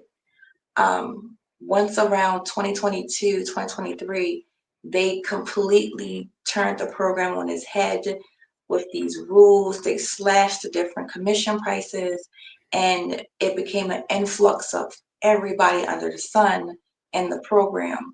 And then it became a lot of microscopic reviewing of your videos and the littlest things that would like take your video off of something, and non-transparency with videos falling off, as you mentioned before, and Mhm. disappearing out of nowhere, and then it's like you have nobody to communicate with to know exactly what's happening. But I I know many people don't, but I have an Amazon manager. So because I'm an A-list a Amazon A-lister from 2020, we were all assigned managers who can help us with going live, and they can tell you what Amazon's looking for, about what's going on in the meetings, and so on and so forth. And I went through manager changes, and the guy I have now, he just sucks. Like I do not like him at all. And so I stopped going live because again, it was all about too much time being spent. I wanted to make money where I can post a video and it can just live on and make money. And that's why I only focus on the shoppable video section, because I could do that. Um, and I still do it now, but then I don't know, like something with the system, it just seems off right now.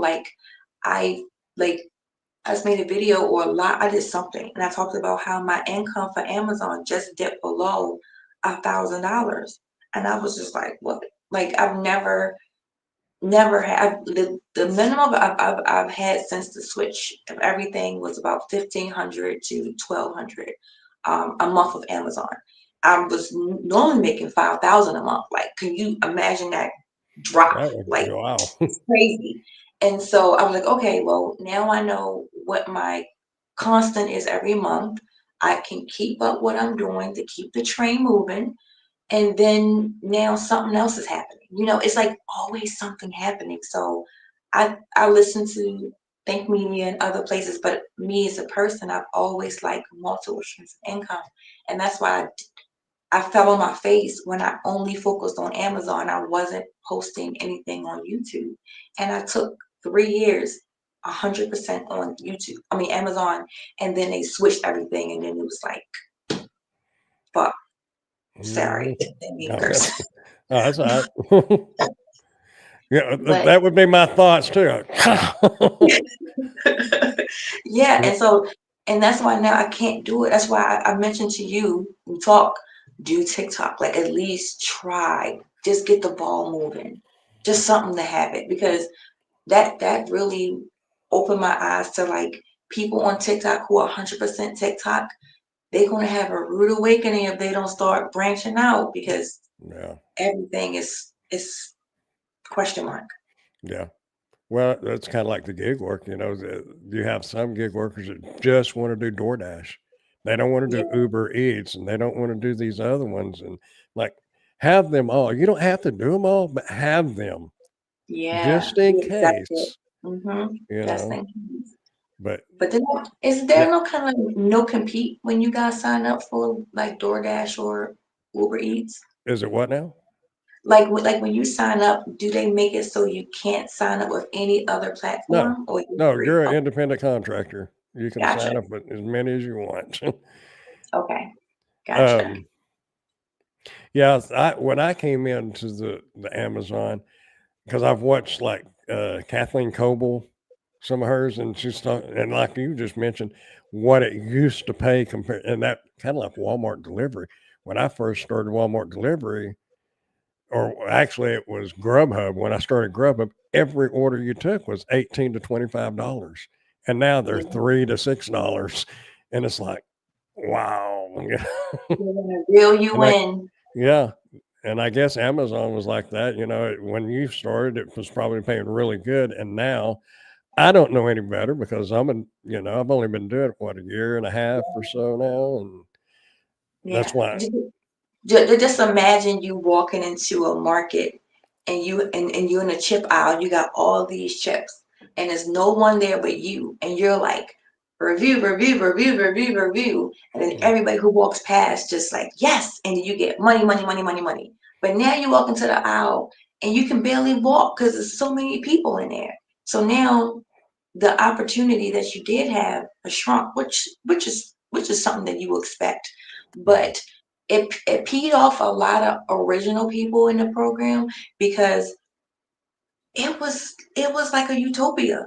You had a manager, you had communication, you had transparency, you had them literally telling you how you can make money.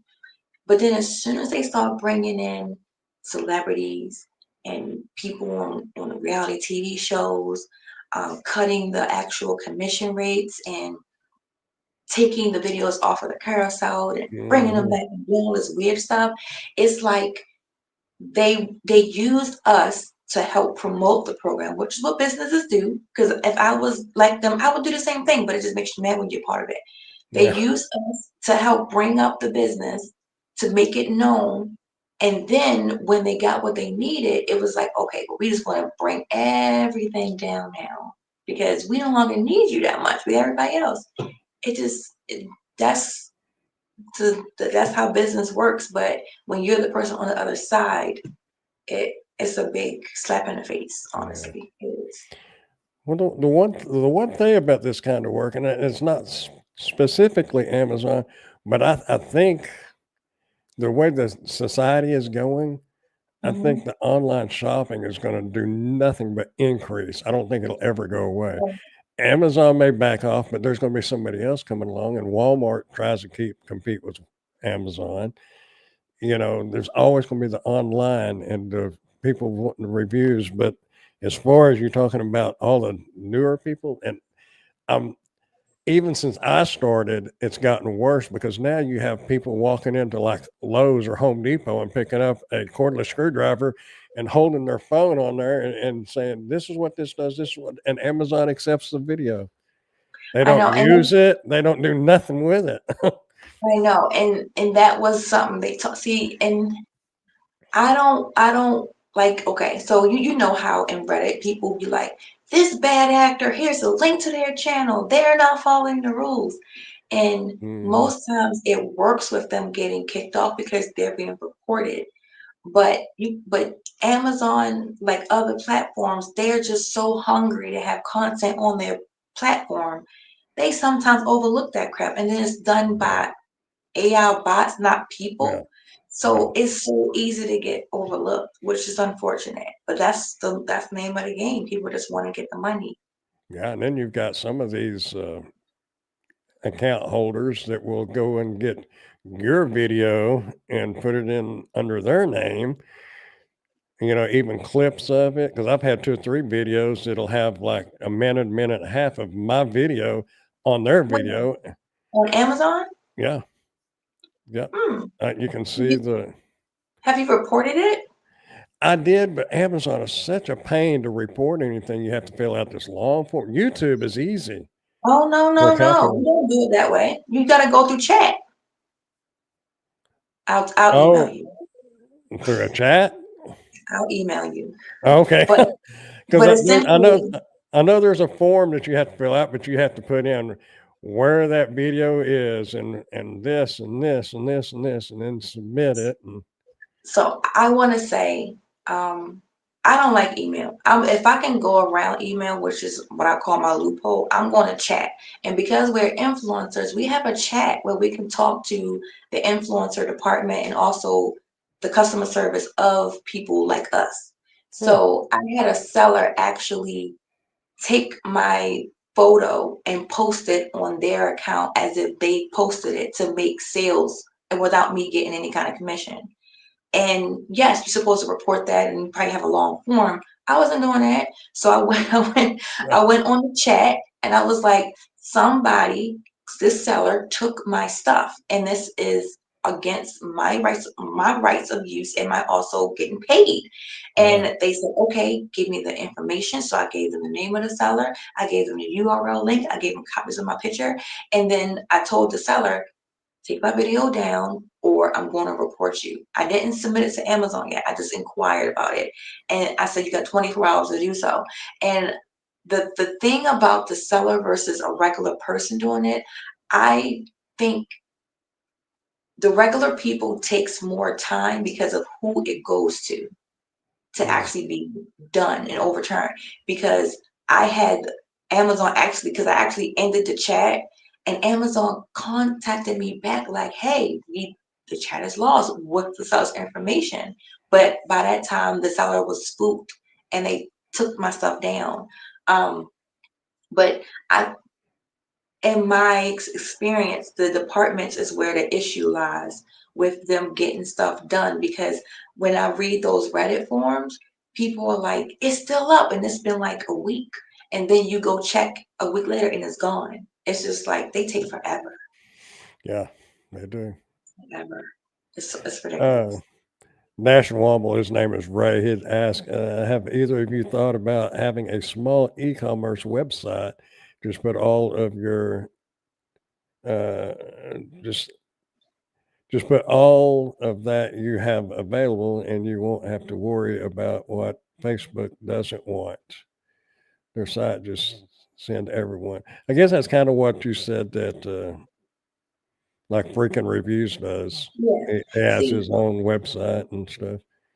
I see, just don't know much about doing an e-commerce website and all that because then you got to take credit cards and well, I can say for me personally, I have considered it and I've actually, so it's really simple because I like to do free things and not pay no money. So I made a website using Google at the time when they had Google domain still. And I didn't do a domain. I just made a free website and I went on Etsy and I got the templates for Google that allows you to actually have selling of products versus like a blog. So like a regular page you would mm, go to buy things. And the problem again, depending upon the person, do you have time for that? You have to have space to put everything, tag everything. You have to always be up to know about shipping and weights, and you have to have all the equipment. And I did that when I was really heavy with selling on Macari. Macari was awesome because for my niche, which was baby stuff, people love baby and children's stuff, especially if it's brand new. And so it took a lot of time. And then if something gets lost, you have all those red tape situations where you lose your money, you don't get no money, your money is on frozen. And so when you do it by yourself, you don't have the same traffic. And you try to go to a third party like Macari or Facebook or whatever, and you put a little card in there about, hey, you want more stuff from me, check out my website. No one ever goes because they don't feel comfortable. They rather go to the platform which they know if something happens, I right. can call Okay. somebody. So Yeah. that makes it more of a deterrent for me personally because I'm putting all the time and effort into loading up pictures, putting in descriptions, putting in all this time and effort, and I have hundreds and hundreds of products just sitting. But if no one is going to the site, they only want to shop from you, from here or there, but not from you. It makes it challenging Right. from Right. you. Unless you got really big or something really popular, like you said, nobody. Yeah, Most people would rather go to a platform or a site that they know and they yeah, feel because it's like comfortable with. it's the same thing with TikTok because I'm a seller on TikTok. I'm also an influencer and a regular person. I'm all three. And I actually did sell some things on TikTok, but no one will buy from me from my website, Hmm. which which still blows my mind. It's like I'm going to give you the product the way I give it to you on TikTok. And a lot of people that I see selling on TikTok that they're like me and you, Brandon, they can't get people to go to their website. They try their hard. They go on live. They do videos. They're like, "Hey, I got a 50% coupon. Go to my website," and Hmm. they're back on TikTok live because no one is going. And it's like, Right. yeah, it's a struggle. Yeah, I've had domains, was for my Dashing Grandpa, which is the gig work channel, Mhm. and then, but nobody ever went to the website, so I just wound up just letting dropping it because I thought it was a central hub. You could go to Mhm. different DoorDash videos and different signups and different things.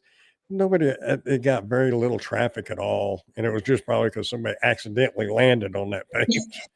So I just dropped it. It's just, I mean, it's cheap. It's like $20 a year or something. Mhm. But then when you start talking about time, you mentioned that, and that's kind of why I've got the TikTok, I set it up, and there's 2 or 3 products on there. I think at one time, one of the deals said I made 42 cents. But my whole thing is I don't have time. And it's bad because I'm watching your videos and stuff. I know if you got it and figured it out, you could probably make pretty good money, monthly income. But I just don't have time to make a landscape Yeah. video and then a vertical video, and then if you can go to CapCut, and by the time you go to CapCut, you cut some of your video up, and or you've got your phone sitting on a holder on your tripod, like I got back here with my camera. Yeah. And then you got 2 videos to edit, and you just have it's so time consuming. I think you need to embrace non-edited videos. Embrace what? Non-edited videos. Not. I would like to. I'm not good enough. I go, and then I'll tell myself that was stupid. Just erase that. I get tickled at myself when I'm editing. And last night I had a countertop reverse osmosis water system. Mhm. I'm keeping it. I like it, but I have a mic receiver on top of my camera, and then my Mhm. lapel mic. That receiver, the battery went dead, and I didn't even Oh, notice it. And I got all the way through the video, and when I brought it in here, I put the SD card in. I'm like, "There's no audio." oh man.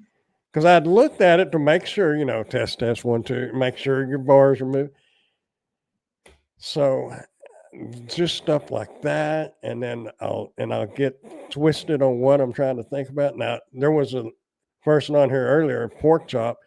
She makes Amazon videos, but she's good enough to where she can just start, push record, and just runs all the way through because she does her own phone. She don't know how to edit. Mhm. So but I'm like, I wish I was good enough to do that, but I But have you too many are. You but well, well, I guess. What kind of phone you use? You use a uh, iPhone. no, Android Android. Galaxy. See, I like Android. Android can help you avoid that because when you record with Android, you can push the button to pause it. Can Yeah, yours do yeah, that? So yeah. why don't so that's what helped me less edit because when I'm making especially a TikTok video, I say a line, then I pause it immediately. And I'm like, oh, what am I gonna say next? And I just keep doing that, and then I'm done the video. Because typically, I would do what you would do. I would just try to do the whole thing, and then edit out every little piece, which took a lot of time. And I'm not a person that likes to give away my time, as you can tell by now. So I'm trying to cut out the timing situations. And that's why I have 2 phones, an Android and an iPhone. And I realized the iPhone, which gives great video, like iPhone is just superb with video. but they don't allow you to pause during recordings with the phones I Huh. have. So I have to do TikTok editing to get out those little long pauses and stuff because I try to do that to break up the scenes so I can know when to do it. But for for my Android, oh no. Oh no. Um well, I think it's because of the actual phone. I have a very older model and it does not Oh, have okay. that feature. It I don't doesn't know have nothing about. My mother knows more about iPhones than I do. yeah, so on I think it's I have an iPhone S. Yeah, iPhone S, and that's not on there. Oh, okay. It was a older phone that my husband had, and it was just sitting. And I was like, well, let me use the iPhone because I heard about the camera. But anyway, so that's why I don't use the iPhone for that because I have to keep on chopping it up. But Mm. when I do it for the Android, it literally saved me so much time. That's why I can churn out these TikTok videos so quickly. Because if it's something already in my possession, I can just pause. All right, what's the next? And then talk about it. Like it really, you should try it. It really, really, really helps with just getting through it. Well, if yeah, if I was going to do vertical, I could probably have my phone up close enough because you just like reached up to it. I mean, Yeah. because like with that camera, you have to walk over there and hit it, or I've got an app on my phone that Hmm. I can run the shutter and start recording, stop, and I But could I think that I might try that and start using because I've got the app on my phone for the Canon camera, and I can or you can pause. just I be can less pause it, productive and be more raw and just have a typical phone video. have a That's, comical review. 'Cause you could. I You could, could. because I make myself laugh sometimes. I'm like, "You're an idiot." And you know what? People love that. People love the genuineness. That's not even a word, is it? Yeah, yeah, you got it right. I got what you're saying. Okay. See, people love that. And when you're being your authentic self, especially in those moments, it makes you more lovable and make people want to look at more of your stuff. But I told like four people a couple days ago who were into just really heavy productive production like videos, and it does take a lot of time, but I also realized that it doesn't correlate to more money because I Yeah, have a product review channel on YouTube right now that all I did was took all of my review videos from Amazon from 2020 up until now, and some of them are like what I look like now, kind of dark.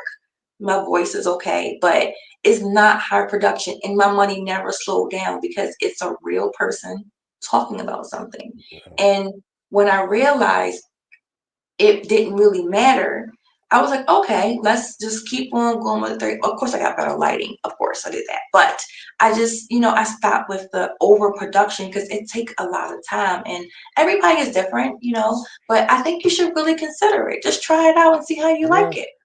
I need to because if you've only got one or two products to review every couple of days, that wouldn't be bad.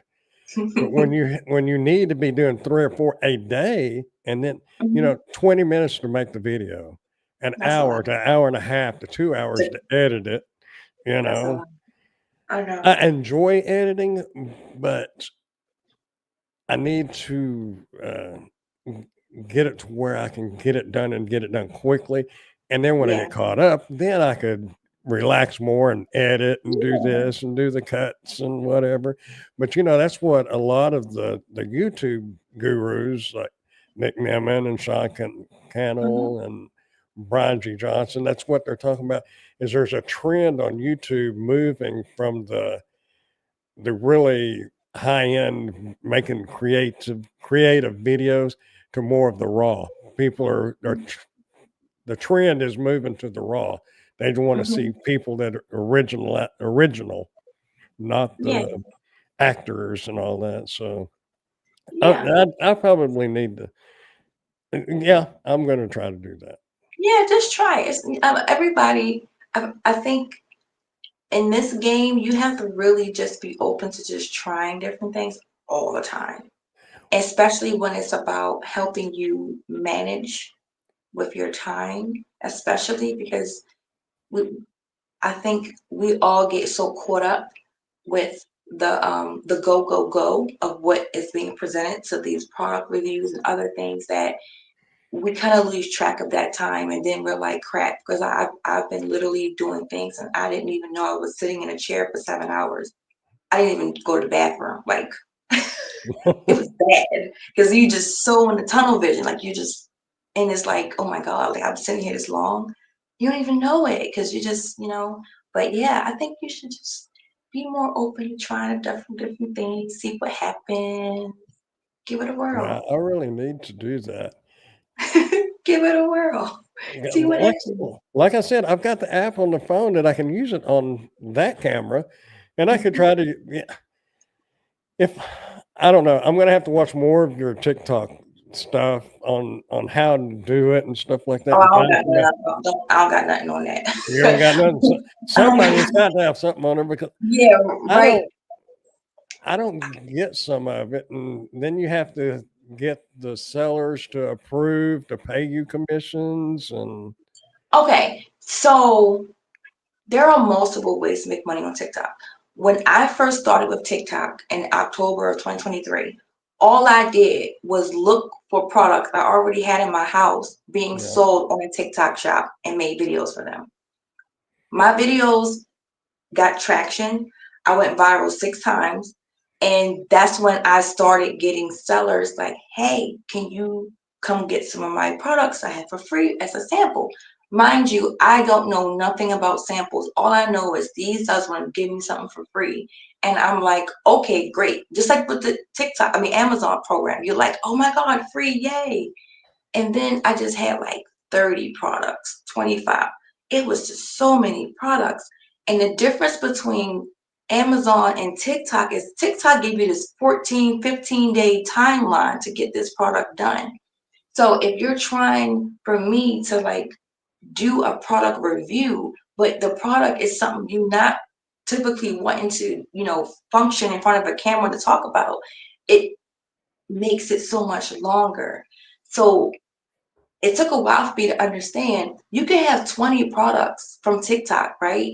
Do one live stream for 15 minutes and tag all the products, talk about all the products. You ain't got to have them in your hand, they can just be yeah, tagged. And then it fulfills the entire obligation. So now that weight of that 15 days is off of your shoulders. And now I can go through the products, really get a gauge of it, and then make a video if I wanted to. And yeah. that's what I did. And that's all I did. And it just went up from there. Mm. Speaking of raw video, give me just a minute. I gotta Okay. go take care of something. I'll be right back. Okay.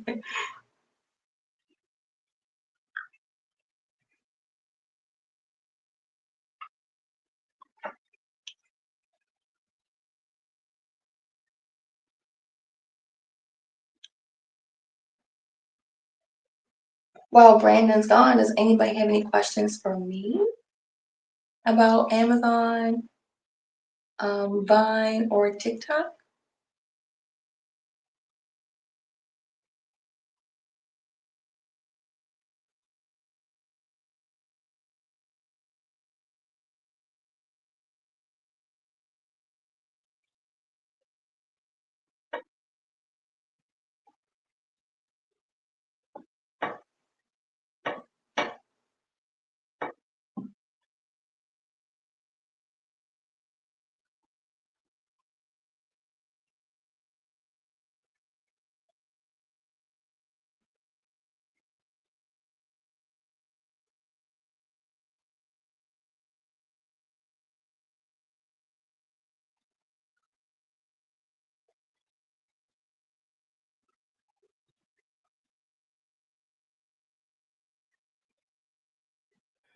Oh, I think I'll live now.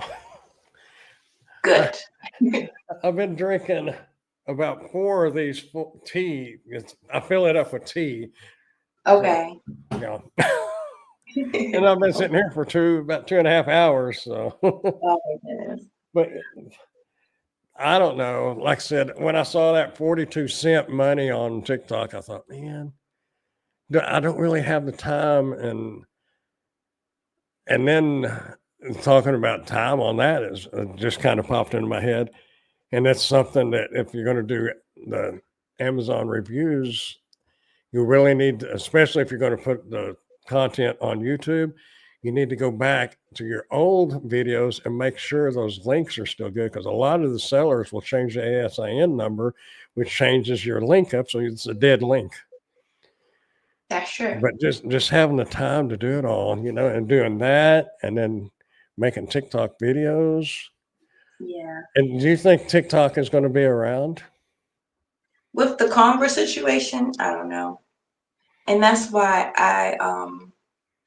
personally, I'm not looking, I've never treated TikTok as like a consistent income. It was just, oh, it happened.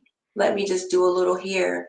But then when you do have your money go up like mine did, you do get kind of like, ooh, it's a lot more than Amazon. Let's keep Yeah. on going. And then you forget about Amazon, which also is great. And you just can't find the balance. And that's something I'm going to make a video about, because it's really hard to balance multiple platforms when you want to have multiple streams of income. So it's been like I had to literally think about, okay, I work Monday through Friday from whenever I wake up until 3 p.m. period. I don't work past 3 o'clock. I had to put my foot to myself down, like, no, we're not working past 3 o'clock. Oh, I Do wish I not could do do it. that. I had to, because I was working 24/7. Like, I couldn't do it no more. Mhm. And I would do like Monday, I'm gonna do product reviews. Tuesday, I'm gonna do a video for YouTube. Wednesday, I'm gonna do Amazon influencer. Like, I had to break it up in a sense so that I wasn't always feeling overwhelmed.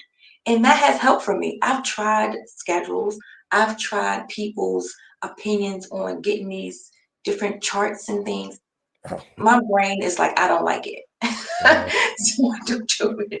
So that for me works. I just do a day of different content. And if I don't want to do content, I don't do content. Like, I just came off of a week and a half break because I didn't want to do content, but I still got paid.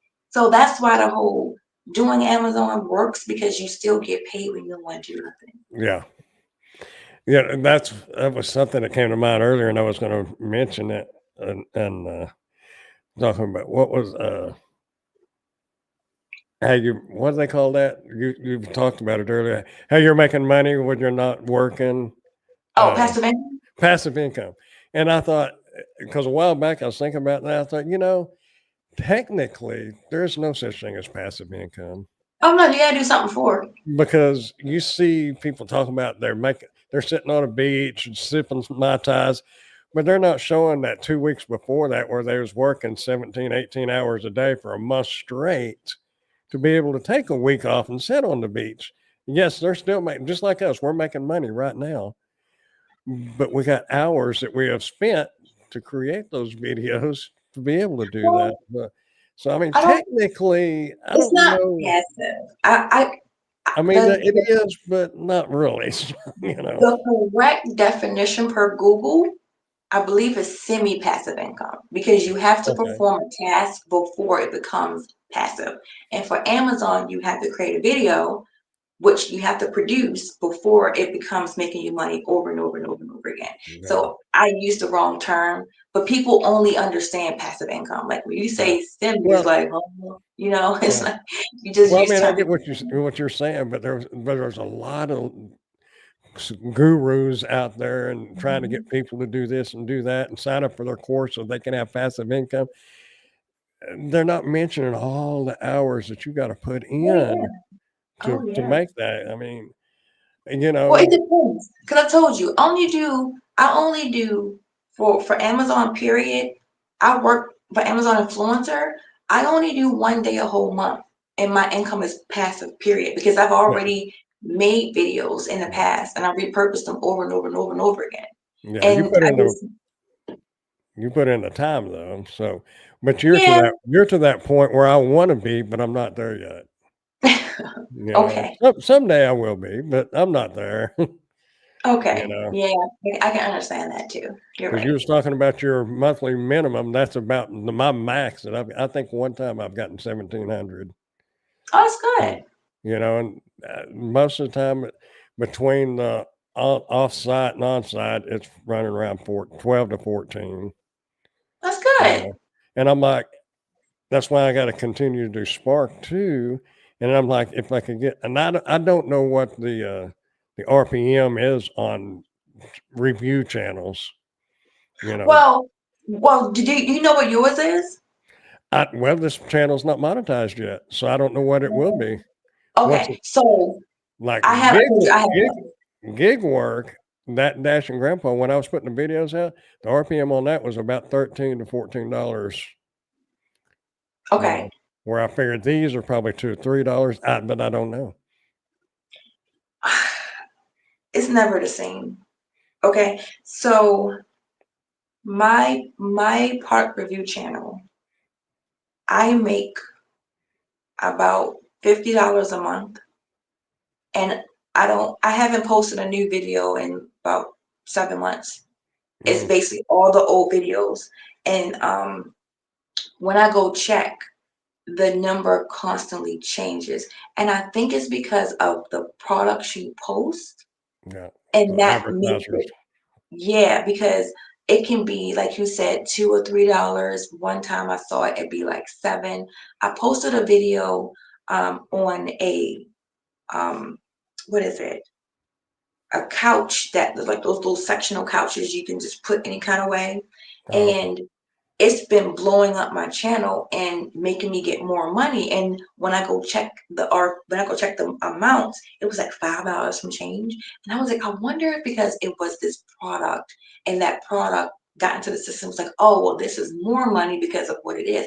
I don't know. Like I'm still confused about how they dictate Yeah, it what. depends on the advertisers for it, and if it's, I do know that much, but that's why I was like, this channel, when it gets monetized, it may make $20 a month. Of course, it would take a few because you got to get $100 before you're going to get a payout. But it, I have no idea. But I know my watch time hours, I passed that up quite a while back because I get, I forgot how much it was, but I'm like the last 28 days, it's 1.1 thousand watch hours. 1,100 watch hours. Yeah, and 28 days, because when you look at your analytics, it shows your 28 Mhm. days. And I'm like, you only had to have 4,000. So in 4 months, I passed that. Yes. See, and And that's the like our channels, the review channels, you can make a lot of money. And that's why I want to kind of get into my review channel more because my review channel makes more than my channel that talks about Vine and stuff. all And right. I have another channel that I did. I have what? One, two, three, four. I have 5 YouTube channels. Wow. Three of them, I know. 3 of them are monetized, and 2 I just are sitting there until I get ready to want to do it about. And they're all about different niches because I don't like to talk about one thing. So I made a YouTube channel for all the things I like, and I got 3 of them thankfully monetized. So my DIY channel, that's all over the place, but it's like always $10 and above with the RPM. And I haven't posted on that channel in over a year. But my videos are evergreen. It's about things people would do around their house. So people are always watching it, Right. always commenting, and that keeps me having money. But it's never hit $100. And the money channel I talk about with the Vine program, I just got monetized, I think this year sometime earlier. And the issue with that channel is, like I told you, most of my audience is about Vine, and it's not much you can talk about Vine. It's really just like Yeah. this is Vine. Like I mean, it's Yeah. like I really try to stretch it out with different things. Like I'm trying to find questions and just answer it into a video because I know people could benefit and would probably appreciate it, but the videos are short, and then the audience for it is very niche, and you Yeah. got to have at least 1,000 people watch a video for you to even make the dollar amount anyway. And Right. so it's just like I'm trying to talk about other things, and it's like, but people aren't really interested as much. But then I learned again is that you have to post what you want to post and people will find it eventually, which is always true. But in the moment, you don't like that. You want people to watch your stuff. Yeah. So you struggle. You know, with the review channels, it's a little more difficult to get footing because there is no specific niche on it. I mean, unless you was just doing kitchen reviews, kitchen product reviews, you know. But mine is a phone case and a USB thing and a potty chair. You know, it's everywhere. So there is no niche other than just the reviews. But I know if you really, I really think if you really wanted to grow a review channel, if you could just stick with one area, like in the kitchen or the living furniture or automobiles, like dash cams and things like that, and just stuck with that and grew your channel, I think it would grow a lot faster. But my stuff is that's why it's random reviews. It's very random. So Yeah. like You know what? I think opposite of that. oh I really? think, yeah, I don't think product reviews that are one category makes it better because freaking reviews, for instance, it talks about everything, Yeah. Well, yeah, but everything. he's at 700 and like But but, but 780,000. if you ever looked at his, see, I have a tendency of going on people's channel and looking at the oldest videos. It's No, I haven't. always Oh, is it? always been everything. Oh, It's has never it? been this, Okay. Well, always. okay, then I'm wrong then on that. I just thought It's because like on gig work, if you're just doing just DoorDash stuff, or and even if you did a little Uber, that would grow faster. But if you tried to veer off on doing catering orders or just all over the place, because a lot of people just want to look at DoorDash stuff, you know, and that grew faster on a lot of channels that I watched. But I get, and you know, if somebody like freaking reviews, if he's been all over the place, then it's just going to take time. I think it's also important to mention that depending upon how you post your content on YouTube, what you mentioned does apply.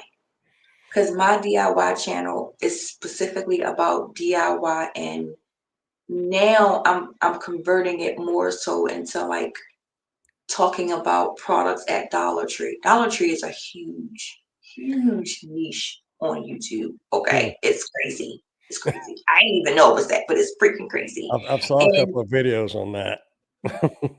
hundreds of thousands. I'm like, oh my goodness, like I don't even know. But um I understand. I made my 5 channels because I wanted to have the niches. But one of my niches was product reviews. That's why it's just product reviews is the niche. It's everything. And I haven't. And as like I said, I make more money on that channel than the other ones. Well, between that one and the DIY channel, they're like neck and neck with how much I make every month. My other channel about Vine, I make the littlest Mm. amount of money because And that's the the one I audience. found you on. Yeah, but because the audience is so small, where Yeah. the other ones, people want to look up a blow dryer or a chair or whatever. But again, I think it's all about how people can find you on YouTube based upon the title and stuff like that. And that's what's always, for me, been like a challenge. Do I name it the product name from off of Amazon, or do I just say the best blow dryer from Amazon? Or how do you word it so people can actually look at it? And that's been like a challenge for me. Yeah.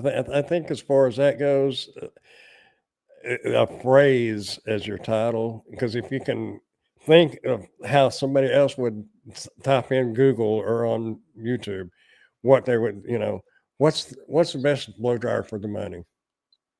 That's what somebody might type in, and that's kind of where I've been trying to work on my titles and my Mhm. keywords. I know a lot of the big YouTube creator ones that teach you how to create YouTube videos and stuff. A lot of them are on the fence about nowadays about using keywords, but I think when you're talking about product reviews, I think keywords are still the big player because they're not going to. People are looking on Google, and you can Google blow dryers, and it's going to pull YouTube videos because YouTube is Google.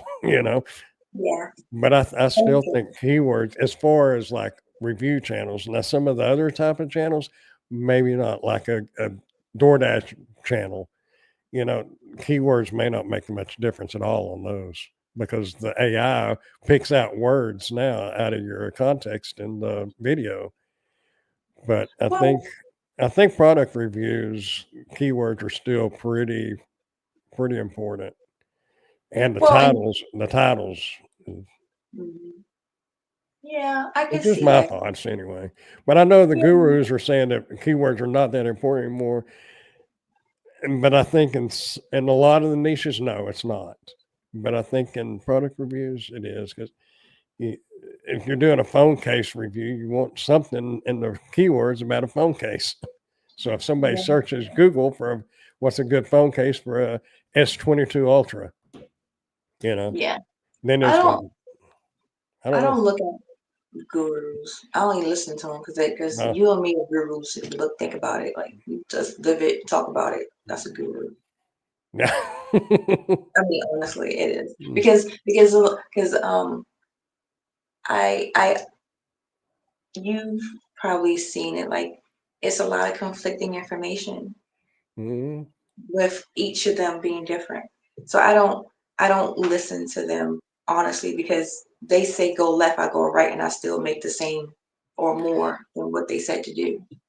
I've got about 5 or 6 that I watch, but different people, I listen to what they have to say, and then I listen to somebody else, and I listen to somebody else, and then I kind of form my own thoughts on how to Right. do Yeah. things, you know, because I think everybody has got certain things that are correct and some Hmm. things that may not be so correct, but somebody else has got something that's correct. And if you just combine it all and Yeah. kind of come up with, you know, it's kind of like growing up. You listen to all your friends and the adults, Mhm. and then you kind of put a little bit of mix and put yourself, Yeah, create that's yourself. that's what I do for TikTok. Like before I start posting, I would just go on TikTok and just scroll. And I would just go on lives and just watch people lives, scrolling through and just see what they do, see how they got their setup, see what they say. What I like for videos, I would just save it so that I can use it for another product, something similar to it. And that was like, you just learn from other people. But I don't specifically go out my way for people that consider themselves to be gurus. It's just Yeah. anybody, because people like us are making more money than the gurus if you thought about it. Yeah. And then you got some that are like selling on how to do Amazon and stuff like that. And I'm like, I, I get that you're taking your time to research and put it all together, but everything out there is free. All this Mhm. information is all free. You just gotta it's there. You just gotta take the time to do it, but there's so many lazy people that don't want to look it all up. They just want the It's easy true. way and, Mhm. you And pay know that money. And people like, gimme, gimme, gimme. yeah, Gimme, gimme, gimme. I think some of them that write these ebooks and stuff like that, and they sell these courses, they're just getting naive people that are lazy, that don't wanna But but you have to think about it. You have knowledge in your head right now that is most likely online. But yeah, if you can package it, put it in a book, and then yeah. people buy it, that's just brilliant.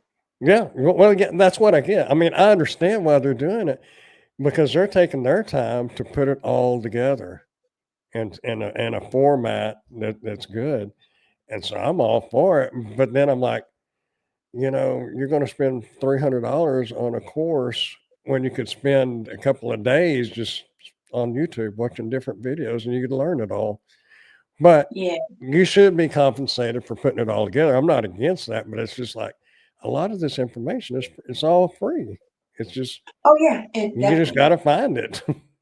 Well, that's the challenging part because if I could have somebody that says, here is a playlist of all the videos that I found to be straight to the point, informational, less jargon or less like talking around the bush, you getting right to the good ones. I would probably pay somebody for that because you know how many videos are on YouTube?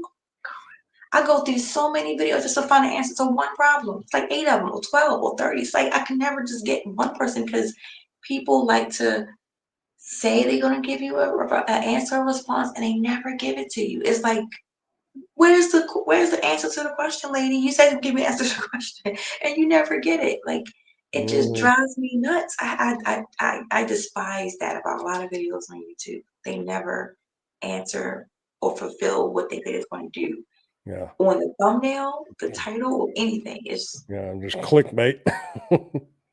drives me nuts. Okay. Yeah, yeah. I don't really watch TikTok much, but every once in a while I watch it, and then Facebook Reels, and it'll say for the next part, scroll up or scroll left or whatever it says. And every time you do, you never get to see. There'll be a car fixing to head to a cliff, and then it just stops, and it says, "Watch the next video," and I can never find the next video.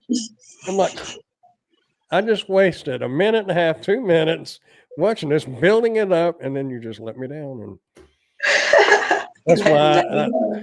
a lot of times I don't even watch it. My girlfriend, she watches TikTok constantly. And I'm trying to talk. I said, "You're a TikTok fanatic. You know how you watch these people selling on TikTok?" But she won't get in front of the camera hardly. I said, "You know exactly how to do it because you watch enough of it." Well, you don't got to be in front of the camera. I'm not in front of the camera. I love not being in front of the camera. One of my biggest issues is I tend to ramble and I don't get to the point immediately. I've watched some of my older reviews, and I'll spend the first 2 or 3 minutes unboxing something and getting it out instead of just like fast forwarding it or you know cutting and clipping. And I've tried to get more into that. And like my daughter told me when they were kids, they said, she told me, she said, "Dad, you got about 30 seconds to get to me." She said, "But you talk about 5 minutes." She goes, "30 seconds, I'm listening. 45 seconds, I'm tuned you out and I'm thinking about something else." And, I, and I've tried over the years to get better at that. You ever To thought get, about writing things down? So like one talking point for his, and so you know you hit it and then move on so you can visually? yeah, I've thought about bullet points and stuff like that. I've thought about that. And I'm just and you've watched my live streams and some of my videos. I just fly by the seat of my pants most of the time, and I just go. It's just me, you know. Okay. If Well, I then try, embrace that. Don't change it. Embrace what that is. yeah, that's the way that's the way Your I do followers it. are growing, so you're doing something right. Huh? I said your followers are growing, so you're doing Yeah, something right. I guess so. It's how It's you really rewarding when you see a comment down there. "Thanks for the video. It helped me out." And I'm like, mm-hmm. "Okay, I appreciate that. I don't know how it helped you, but I appreciate it." But something I know. of course, the countertop uh, reverse osmosis water filtering system. I got to Mm-hmm. figure out how to do that one well because I had to redo that video again. But that second time, I knew what I was doing. And that's what my girlfriend was telling me. She goes, "You ever thought about doing the box opening real quick and just stopping and then off camera, figure it all out, and then go back and hit record after you figured out how to do it?" And I said, "That's a good idea because it was complicated at first, but after you did it a Right. couple times, it was like, that was easy." And I went from what would have been a 20-minute video down to about 8 or 9 minutes Yep. because I That's a good cut out idea. all the crap that nobody cares about. So I know. It's a I'm learning still curve. learning, but Yeah. but It's a I like learning. to just I don't think you and that's one of the things that I cut out a lot of stuff that I put on the Amazon Mm-hmm. versus the stuff that I put on YouTube because I can cut up and be silly a little bit on my videos. But Right. when you're doing it for a seller or something, you got to you can put your personality into it, but you can't be, you know, like making funny jokes or whatever. And I'm Well, trying, I don't know, because it seems like on Amazon, and I may be wrong, but I would think that the sellers want the product displayed, told about, showed, and move on. They don't care about where you're going to put it, if it'll fit under your counter or whatever. But on the YouTube, I can do that because, like the Well, this this thing I just did last night, it won't fit on my kitchen counter because it's 16 and a half inches tall. My counter, the cabinets are 15 inches. So right. Well, I can say with confirmation from my manager, you can post whatever kind of video you want to post, how you want to perform it on Amazon. It doesn't matter what the sellers want because the sellers are like, if they're paying you and you have a written understanding of how you want to make the video, of course. But I uh, have never once felt restricted to say what I want or joke how I want, because if I get your product however way I get it, I'm gonna make the video how I want to make the video. And that's the most freeing part about not really dealing with brands. Like I'd rather not have like a brand like partnership sometimes, because when I did them in the first time, oh my gosh, the amount of criteria they want you to meet and things they want you to do, that is mhm, so stressful. yeah, So I don't do them at yeah. all. The other day there was the lift chair. I've done two reviews on them. Ones that for somebody that falls and they can scoot over and sit on it and it raises them up. This seller, I mean, actually it was a seller, but it was through the third party that I always deal Mhm, with. But they said the seller wants you to fall down on the ground and grab your leg, have somebody try to come help pick you up, and then they go get that chair for you. And I'm like, they want an actor. I'm not doing mhm, it. mhm, Because I have somebody that needs one of those is the only reason why I mentioned it to him because I knew they had that on their list. And I thought, I'm not doing all that. And then they came back and they said, well, the seller said you could do it the way you want. And I said, okay, I'll do it the way I see, want. But when you push back, yeah, when you push back, I'm not going to script, make a whole acting scene on how to do something. That's a commercial. mhm, And mhm, that's why I try to let some of my personality come out on the Amazon videos, but not as much as I do on like a YouTube. YouTube, Yeah. yeah, But yeah. But yeah, I got that a lot in the very beginning, and I was just like, you want me to be an infomercial? And then like some of the emails would say, actors have a kid or a dog in the yeah, background. I'm like, you basically skipped a marketing company and came to me and paid me way less than you would pay someone who was being a marketing company to do all that you're saying. From there, I just said, no, I'm not following guidelines. Like I'm going, because if I don't make the video my own way, it's going to look scripted. It's not going to look right. real or authentic. And so how was going to buy from me watching my video when it looks like I'm not even being real? That doesn't make sense. I So, got. I won't keep it too much longer, but I got one more. I got a question for you, and okay, I see it on Reddit a lot. okay. People will be talking about. Well, this seller said they give me $20 or $25 to do the video, and then some people say, I wouldn't touch it for less than $500. And then if you're talking Mhm. video rights, that's $1,500. Do you think those people are really getting $500 to do the product review just for a 3 or 4 minute, 10-minute product review, or do you think they just kind I of want to say wind jamming? I want to say for people who say that, I want to steer on the side of they're talking about UGC content, user generated content, which is basically what we do for Amazon Influencer, but the actual brand itself is paying for the content like you and I do right now on YouTube. But because it's UGC, the words is particularly, they're making it more professional. They're doing a whole um, background and all this extra stuff to make the video seem original and unscripted, but it is scripted and is not really original. They can make hundreds of dollars for 2 minutes, 1 minute, 30 seconds for a video.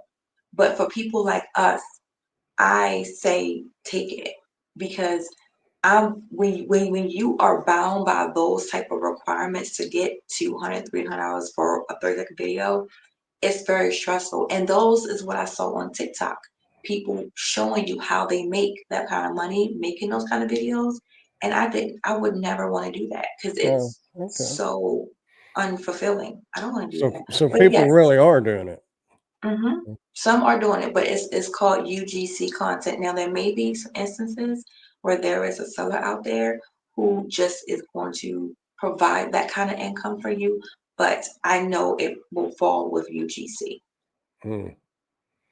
Well, I So would read it's those and I'm flexible. like, maybe years ago y'all got paid, but there's so many people doing it now. I don't know how you could demand, it's going to cost you $200 for me to do that video. I don't see how you could do that anymore. But you also have to remember that for those who are stating I would not touch it for $200 plus, they aren't getting that income consistently. It's Oh, okay. very, Very very rarely. sparse because Yeah, okay. they have to be accepted amongst other people gunning for that $200. And because they did it with UGC over here, they expect everyone to follow that rate. And if you have a new seller like on Amazon, they can't follow that rate. So I found the most I've made in the very beginning when I used to do this a lot and make thousands of dollars a month, I charged $65 per video review for Amazon when I did my videos. When the Amazon Postal program became very saturated and really like a lot of people in there and rules kind of changed, the sellers stopped wanting to pay because people who were coming in wanted the free products. Why pay somebody to do a video review when I can get somebody to do it for free? And now it's starting to pick back up because they went to those people who wanted free stuff and they didn't do videos, or the video was really crappy. And now Yeah. they're like, dang, now I wasted all these products. I don't got good quality videos. And now they want to pay again. So it's about, as a seller, they're trying to get as much as they can get out. But for me and you, we want to do quality with videos because when you do good work, they will spread your name around everywhere and Yeah. get you more opportunities. So why would I wait for one video for 300 when I can make 5 or 6 and make more than that? That Hmm. to me, this makes more sense. Yeah. Well, I was just wondering, I thought, "Nah, that's a lot of money, but I guess, Hmm. but I get the seller's point, because they're investing they're giving you the product already.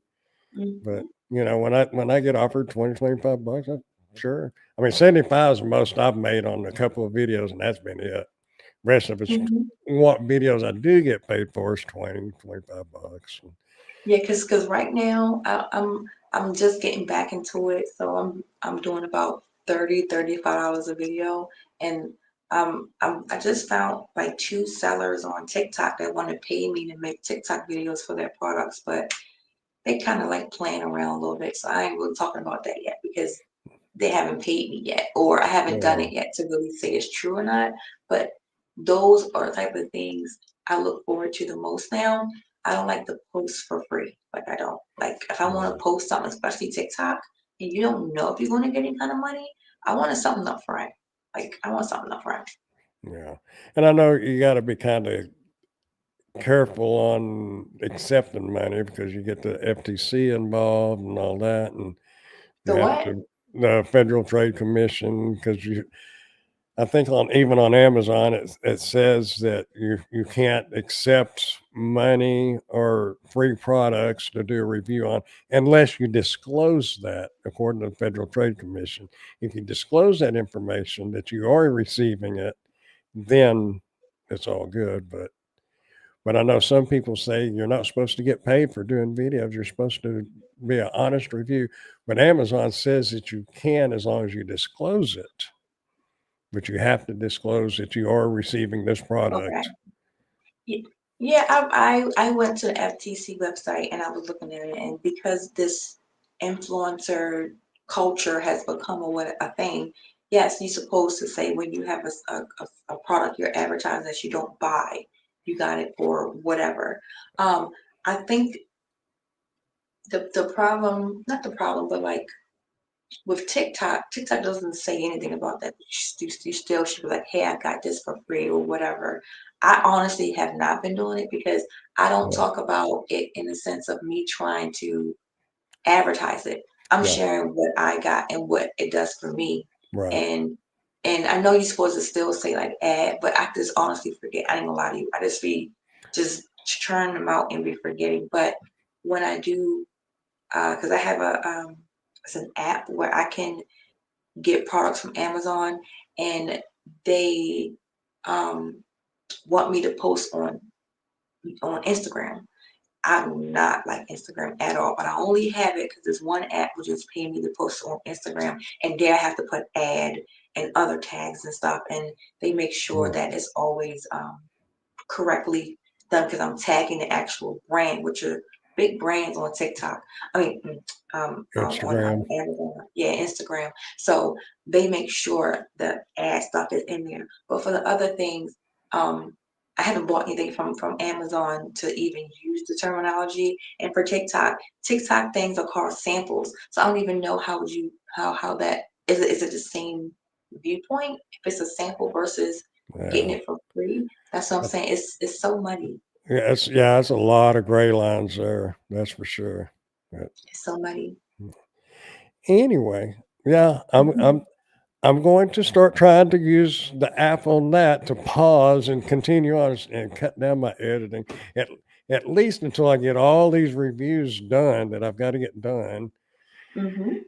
And You yeah, gonna do it. You're gonna do great. It's gonna be a challenge at first, but you'll get the hang of it really fast. Once you see how I may take 10 or 15 or 20 minutes to get this through this video. Once you watch it back, you're gonna see your own edits in real time. Like, oh, I can just move on versus doing an hour or two to edit it. So you're gonna be yeah, so surprised in a good yeah, way. yeah. All right. Well, I do appreciate you being here. I know I don't even know what time it is where you're at. It's 12:42. 12.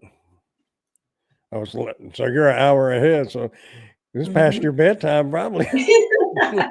But anyway, I do appreciate you being here, and Of course. hopefully we can get next time. Maybe we'll have more people and stuff like Mhm. that. And Of maybe, course. I'd love to come next time. And thank you for inviting me.